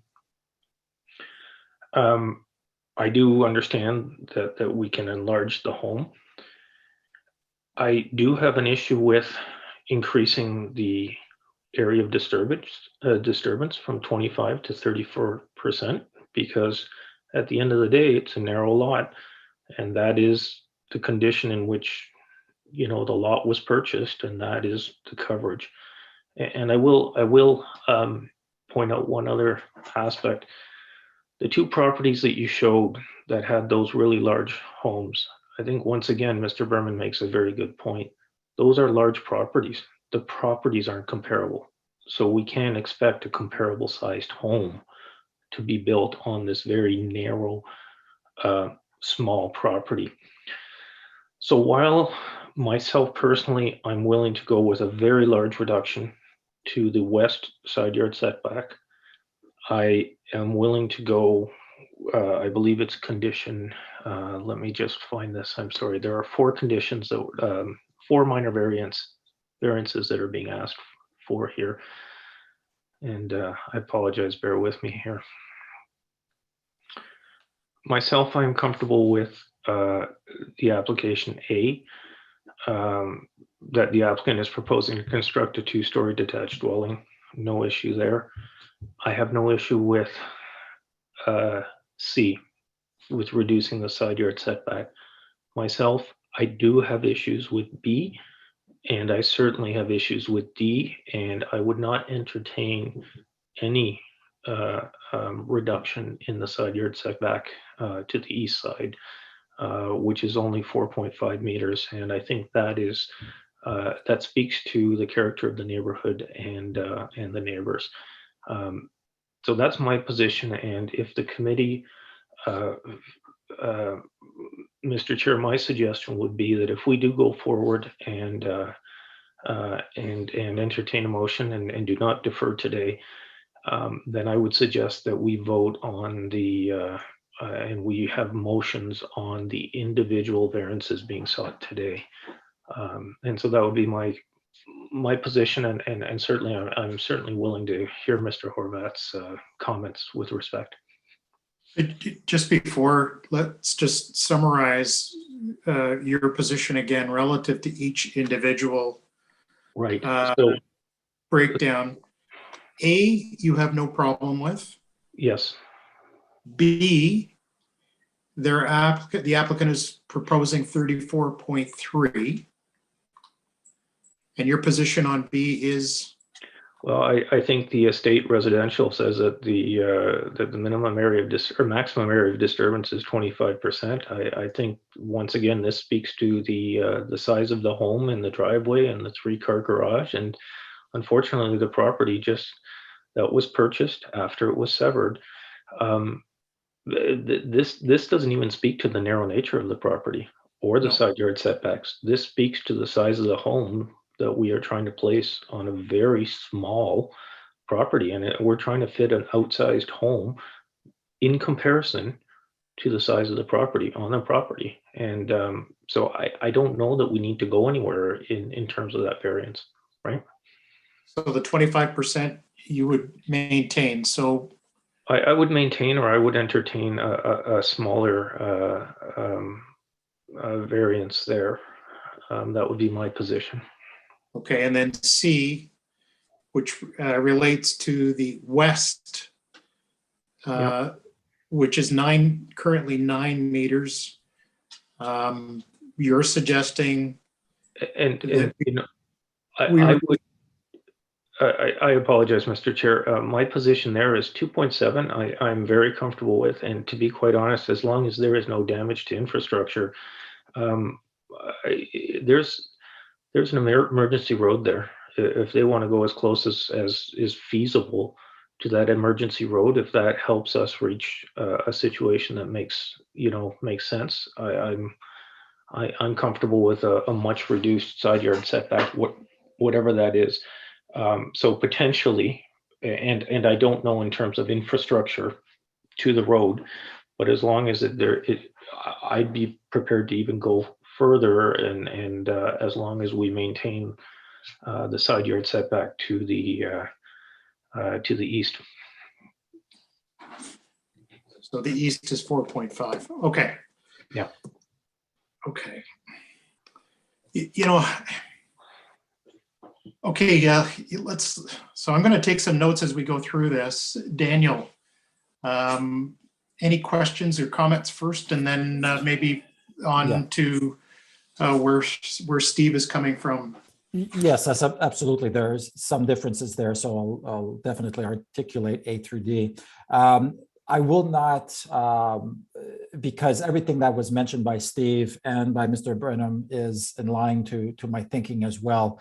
There is a reality that has to be understood, and one of my issues is always trying to force a structure within a piece of land when the piece of land doesn't support it. And there was a discussion, or it has been mentioned many times, that there's a 10-meter path or road or emergency road that goes along. But if we look at what is being requested, a 9 to 2.7, which is 7.7 meters, and then a 4.5 to 2, which is another 2.5. So you're looking at about 9.9 meters of a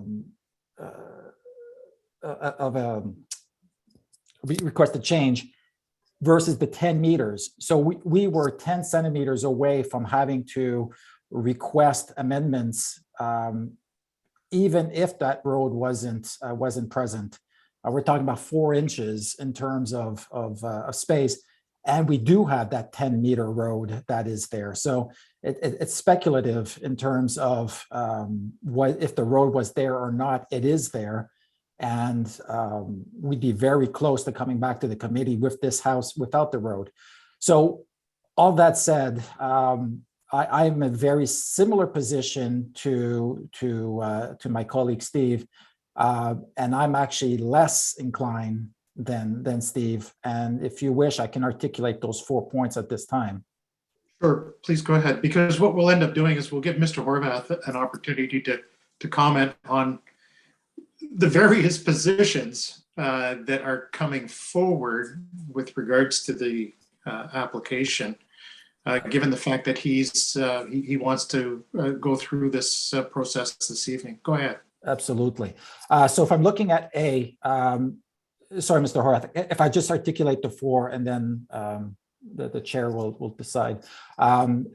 So for A, that one I am okay with. It does meet my criteria. But then if I look at B, the only way I would be comfortable with B is if we were to have in writing and with the proper documentation, the amendment of where the structure would be versus the road. So as it stands with what's in front of me, I'm not in support of B, but I could be, I could support it if the proper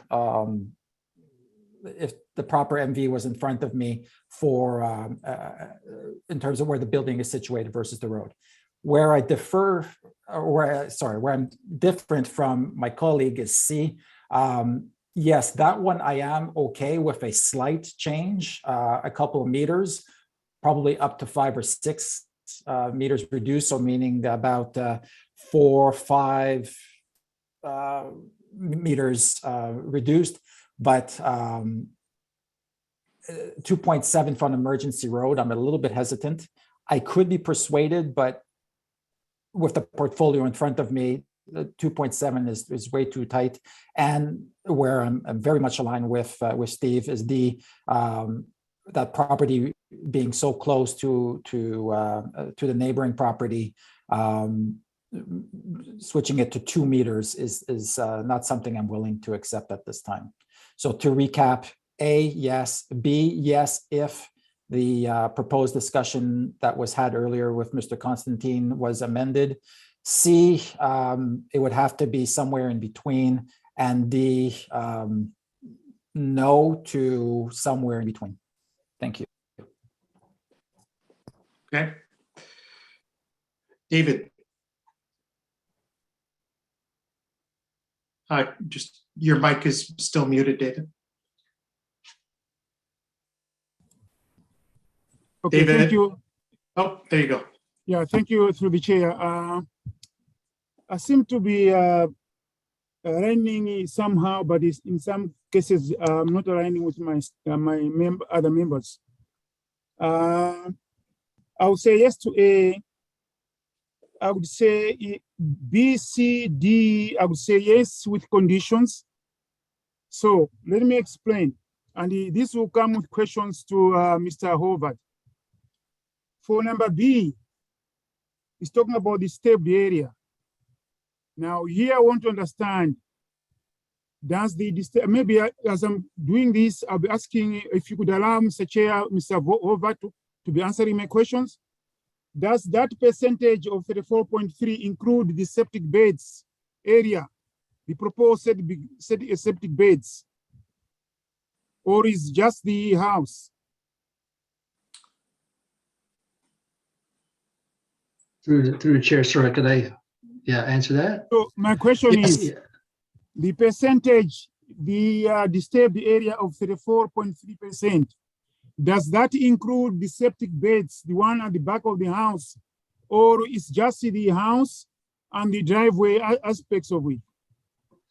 Go ahead, Mr. Horvath, and I'm going to let you answer each question as David brings it forward. So that's very important in terms of that percentage. We may have a wrong perception of the percentage, so I want that to be clear. Mm-hmm. So I'm kind of looking at the plan here. So the 34% includes the septic bed coverage. It also includes some estimated regrading around the house. And it also includes 22 separate. Yeah, and some impervious areas like walkways. So it includes everything. Quickly, while I have the mic here to speak, I would wonder with technology. I've been texting a little bit with the owner, although he's overseas. And I don't know if this is something that. You just answer my question. You don't need to talk about the overseas. Just answer my question, which I think you have answered. Now, I was just going to say, okay, I was just going to say a defer. We're actually thinking a deferral, but if we need to go through everything, absolutely, I can answer other questions. But I think we're going to probably defer. If the deferral is coming, hold on just one second, David. If the deferral is coming, I want Mr. Horvath to hear all of our comments so that he can take all of it collectively back to the owner. So, David, please go right ahead. Okay, so Mr. Horvath has indicated the 34% includes septic beds and everything. Now I'll ask this question to the planner, Matthew or Anna. When you're talking about the disturbed area of area in this conservation area, do you include, is it the house, the hard surface areas, the driveways, or does it include things like septic beds, which you later on covered and will have sold on top? Or can you explain on that? Matthew? Through the chair, David, just to clarify, are you asking me to confirm what is attributed to calculating the disturbed area for variance B? No, that one Mr. Horvath has already included. He's saying it includes the septic beds, it includes the house, it includes the driveway. So I'm trying to ask you whether that calculation is correct to include the septic beds or not. Sorry, can you repeat that one more time? Okay, so the disturbed area, when you are calculating the disturbed area, from your experience, from what you maybe you've seen, does it include areas which they're proposed for septic beds, or does it only include the hard surface areas, the areas who stay hard surface, like the house, the driveway, the walkways, things like those? Through the chair, I'm sorry. If I think I'm understanding, yes, it does. It does. Yes. Okay. That's what I wanted to know.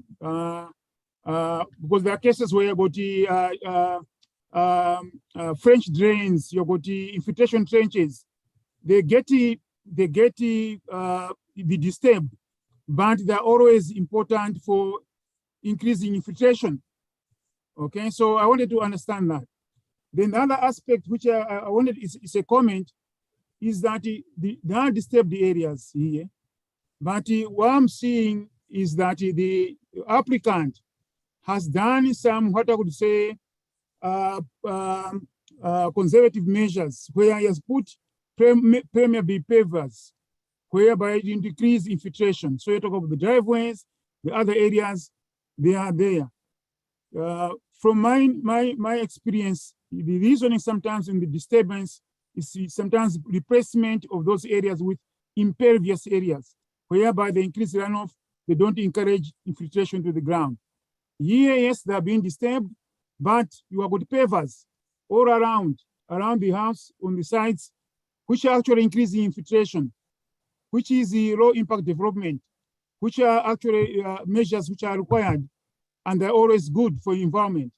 So considering that though the areas, apart from the roof areas, the other driveway areas and so on, they're putting pervious pavers, those are good for development. Those are low impact development measures.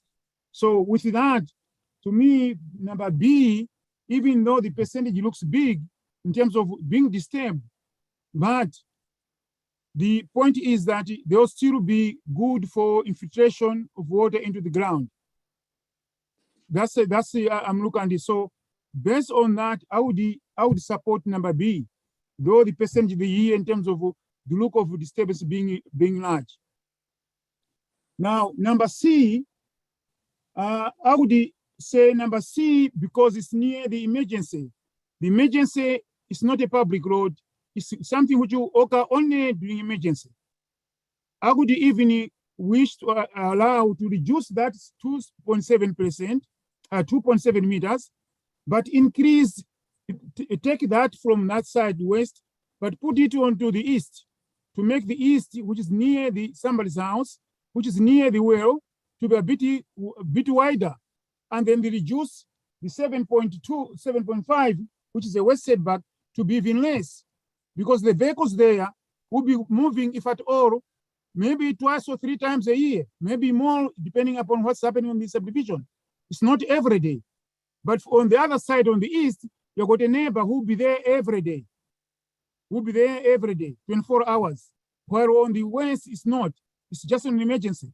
So I would be happy to have a reduction on the west side rather than have an increase on the east side.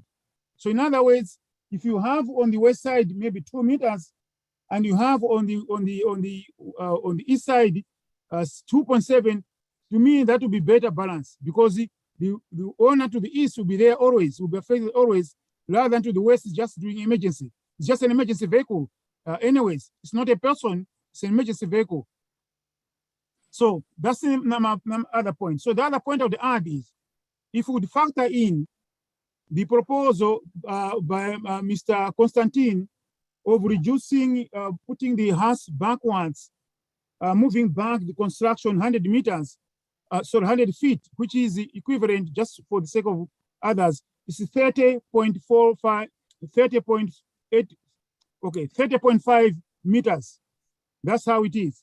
But again, here, we need to know, if he moves the house 30 meters, 30.5 meters back, where will that the septic bags will be?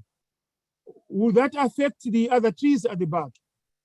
Will the conservation authorities be happy about that? That one we don't know. So here it depends on how the Mr. Hobart would wish. So for me, I would accept number C and D if there's that arrangement of swapping in terms of the setbacks, so that you have less on the west, because it's just an emergency vehicle which comes there once in a while, and increase to the east. But I recognize we cannot change now because we're looking at the application as it is. And then the issue of the moving the construction, the building 30.5 meters at the back, we don't even know what may be affected, whether the setbacks have to be moved again, and maybe even more trees will be cut. So based on that, then I would only allow number C. I would not allow number D, because you are talking about the owner to the east is worried about the wells. You know, the water quality of the well, because it's very, very close. So that would be my position. I would allow A, B, and C, but not D. Thank you, David. Linda. Okay. You can take everyone's ideas, I'm or gonna go with you that. can or positions, or you can develop your own. You know what? I agree with what everyone's saying. I think the house should be moved closer to the emergency road, that for sure. I think that there's a real issue where the positioning of this house is going to be, because my topic was also those cedars at the back and those other trees and the septic bed. And I still wondered where, even the way the original plan was, where that septic bed was going to be amongst those trees. I couldn't tell. I walked the thing. I couldn't really figure it out, because that's a very massive house going all the way back. I'm thinking that most of it would be gone. I have a problem with those. I have a problem with where this all sits. You know, the trees at the back, where the septic's going to be, how long this building is going to be, how far. I'd like it, as well as I'm agreeing with everyone, as far away from the west. The east is the emergency, the west is the other side, correct? The other way. Okay. Emergencies on the west. Okay. And all right. Yeah, and I'd Mr. like Constantine is on the east. Okay, as much space as you can with the west. Did I just do it wrong again? I did. Okay. The side yard setback on the emergency road side should be as close as possible there, and leave it to the neighbor but on the other side a little bit more space. But it really depends where this is situated and where the septic bed is and how far back and the front trees. The rest of it, when I'm reading through I'm fine with what you decide with all those two. I mean, I prefer 25% of the total site, not 34%, because it's so narrow. It's going to look like this massive house going lengthwise. I don't even think, anyway, I don't see how that's going to even be aesthetically really good looking, to see all these garage when you first drive up. And how is the guy going to turn around and get in and out of that garage? There's not going to be a lot of room there to do a full point turn into that 3-car garage. There's not that much room on that side. I don't know. These are just my thoughts. That's all. Thank you. Okay. Now, a couple of, if I may, technical questions. Staff, the emergency road, is that going to be assumed by the town? Or has it been assumed by the town? Through the chair, it will be owned by the condo corporation to the north, because the development to the north is a common element condominium development. So that road, so the emergency road will be maintained by the condo corp in perpetuity. Okay. Thank you, Matthew. Technical question number 2. Does the property that we are dealing with now have the right to access that condominium association's road? Do we know that? Through the chair, unless the property owner has an easement for access over the for the private road, but I don't believe they do. It's for emergency purposes only. To the applicant, do you have access? Do you know for sure that you have access to that emergency access road? Through the chair, I would have to say this one, I don't have any documentation to indicate as such. We have a problem because what you're showing us brings the garage entrance from that road. That's something that, as far as I'm concerned, makes this all a non-starter. I'm sorry I didn't bring it up at the previous meeting. It hit me right away and it may have just slipped my mind. So we have an issue with access. Now, if the applicant wishes to defer,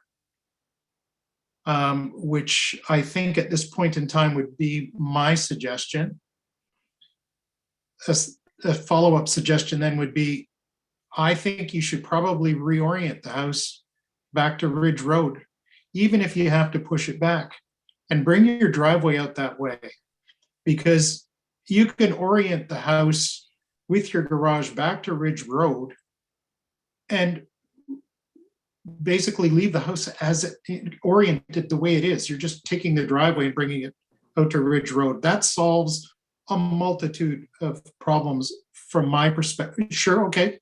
Sure, yeah, if I may, through the chair, and I guess that sort of lends I guess we're back to the tree problem, but yeah, that was the original intent, is the driveway is connecting to Ridge Road. So where the original driveway, basically going through where the original driveway is, roughly that location. Yeah, so we don't have any access to the emergency. It's already off Ridge Road right now, as proposed. Yeah, so I mean, yeah, when I drove in, where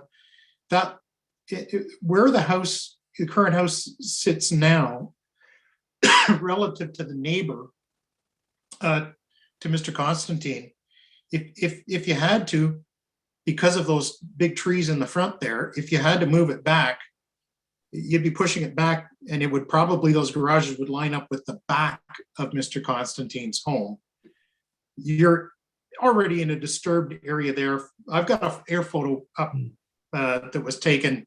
I'll just so you see what I'm looking at. You can't really tell, but I've got an air photo that I'm looking at right now with the property on my cell phone.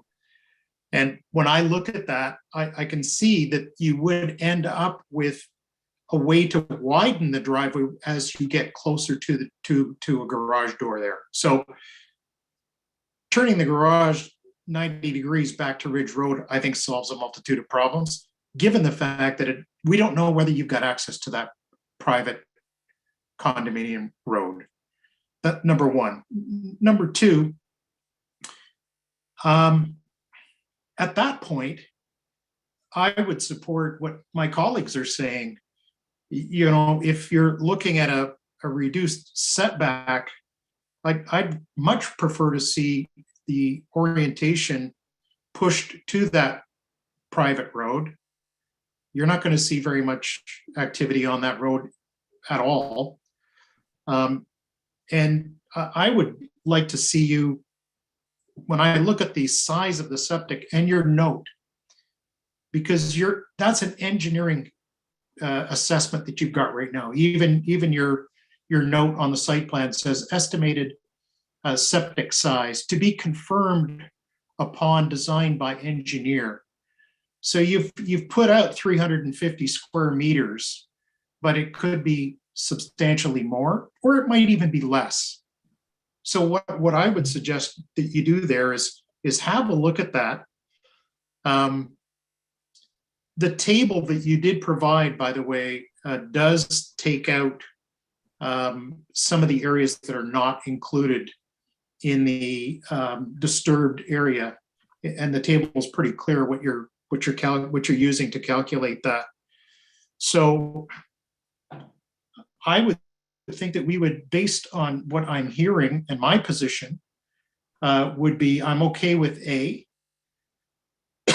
I would tend to agree with my colleagues on the percentage of disturbed, but in order to get this turned around properly that takes into account some of the concerns raised by your neighbors, I might support going as high as 30%. I'd be more comfortable with 30%, but that's going to be dictated by where the house gets relocated to, the orientation of the driveways and what have you. You may be able to pick up more impervious, landscaped areas by repositioning things. And I'd like to see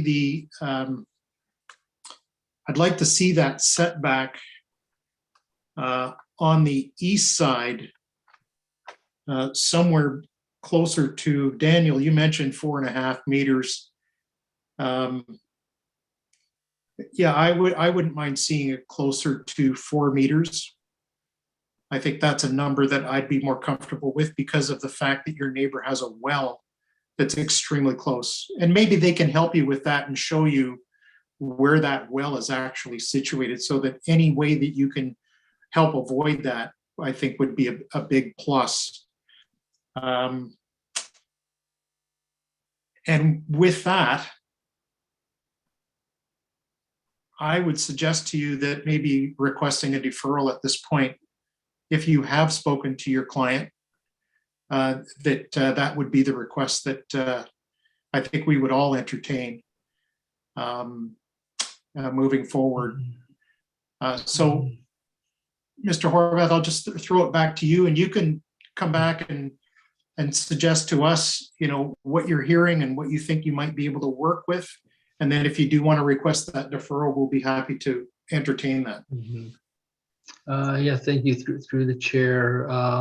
Yeah, a lot of things out there. It sounds like, yeah, there's maybe some varying opinions.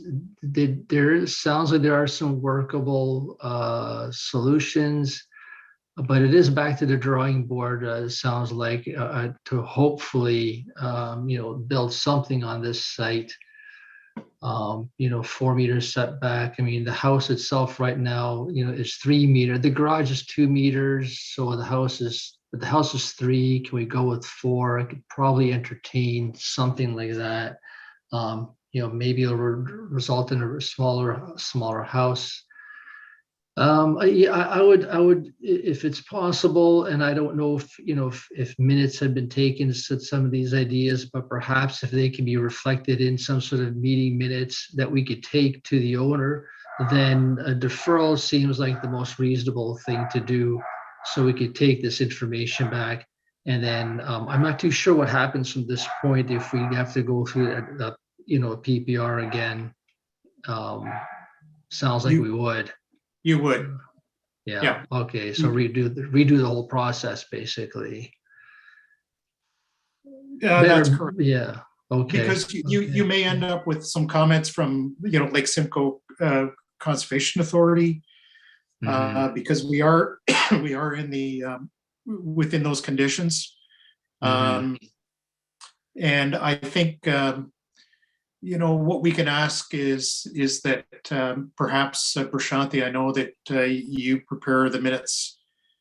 Maybe what we can do is suggest that if we can get even this particular item in an informal set of comments circulated quickly to the members of the committee, so that Mr. Horvath can get working away with with his client on that. I see Steve's hand up. Do you have a suggestion, Steve? Yeah, and I would just state the obvious that this meeting is recorded and available on YouTube. So, Mr. Horvath, certainly minutes are, I know the chair has made a suggestion, but you could go through in detail all of our comments at your leisure as well. I think it's available immediately after this meeting, or as of tomorrow. It's available on YouTube as well. Yeah, very good suggestion, Steve. And yes, I believe it is. Yeah, through the chair for me. Yeah, I appreciate the suggestion. But if it can be possible to, proper minutes, it's just a lot better to have everything in sort of like summarized point form as well, right? That'll be appreciated though. Okay.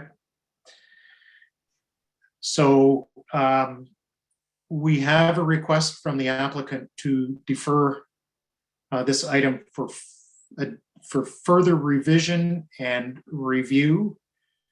And I'll look to the committee for a motion. Yes, Steve. Thank you. Through you, Mr. Chair, with respect to the agent for the applicant's request that we defer minor variance application 2021-29 222 Ridge Road, Modi. I move that we defer the application to a future date to allow the applicant to review our comments and work with the town on a new application, minor variance application, modified minor variance application. Thank you very much. Is there a seconder for that motion? Okay. And I'll ask the committee, all in favor of the motion? Yeah, so that passes unanimously. So, Mr. Horvath, I'll say sympathetically, you've got your work cut out for you.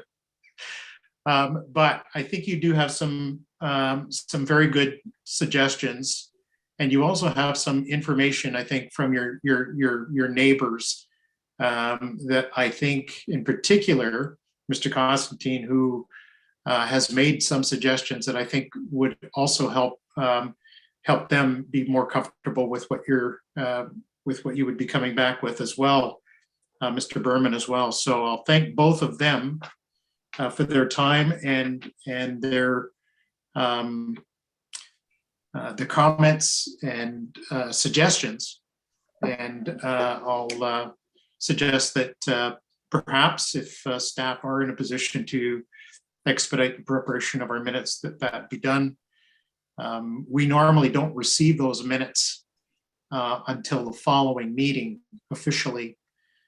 So I'll take it offline with staff just to see what can be done in advance of that. But Steve's suggestion to go on to the YouTube feed is certainly a good starting point. Thank you very much. And Thank you. Thank you, everyone. Appreciate it. I'll leave it there.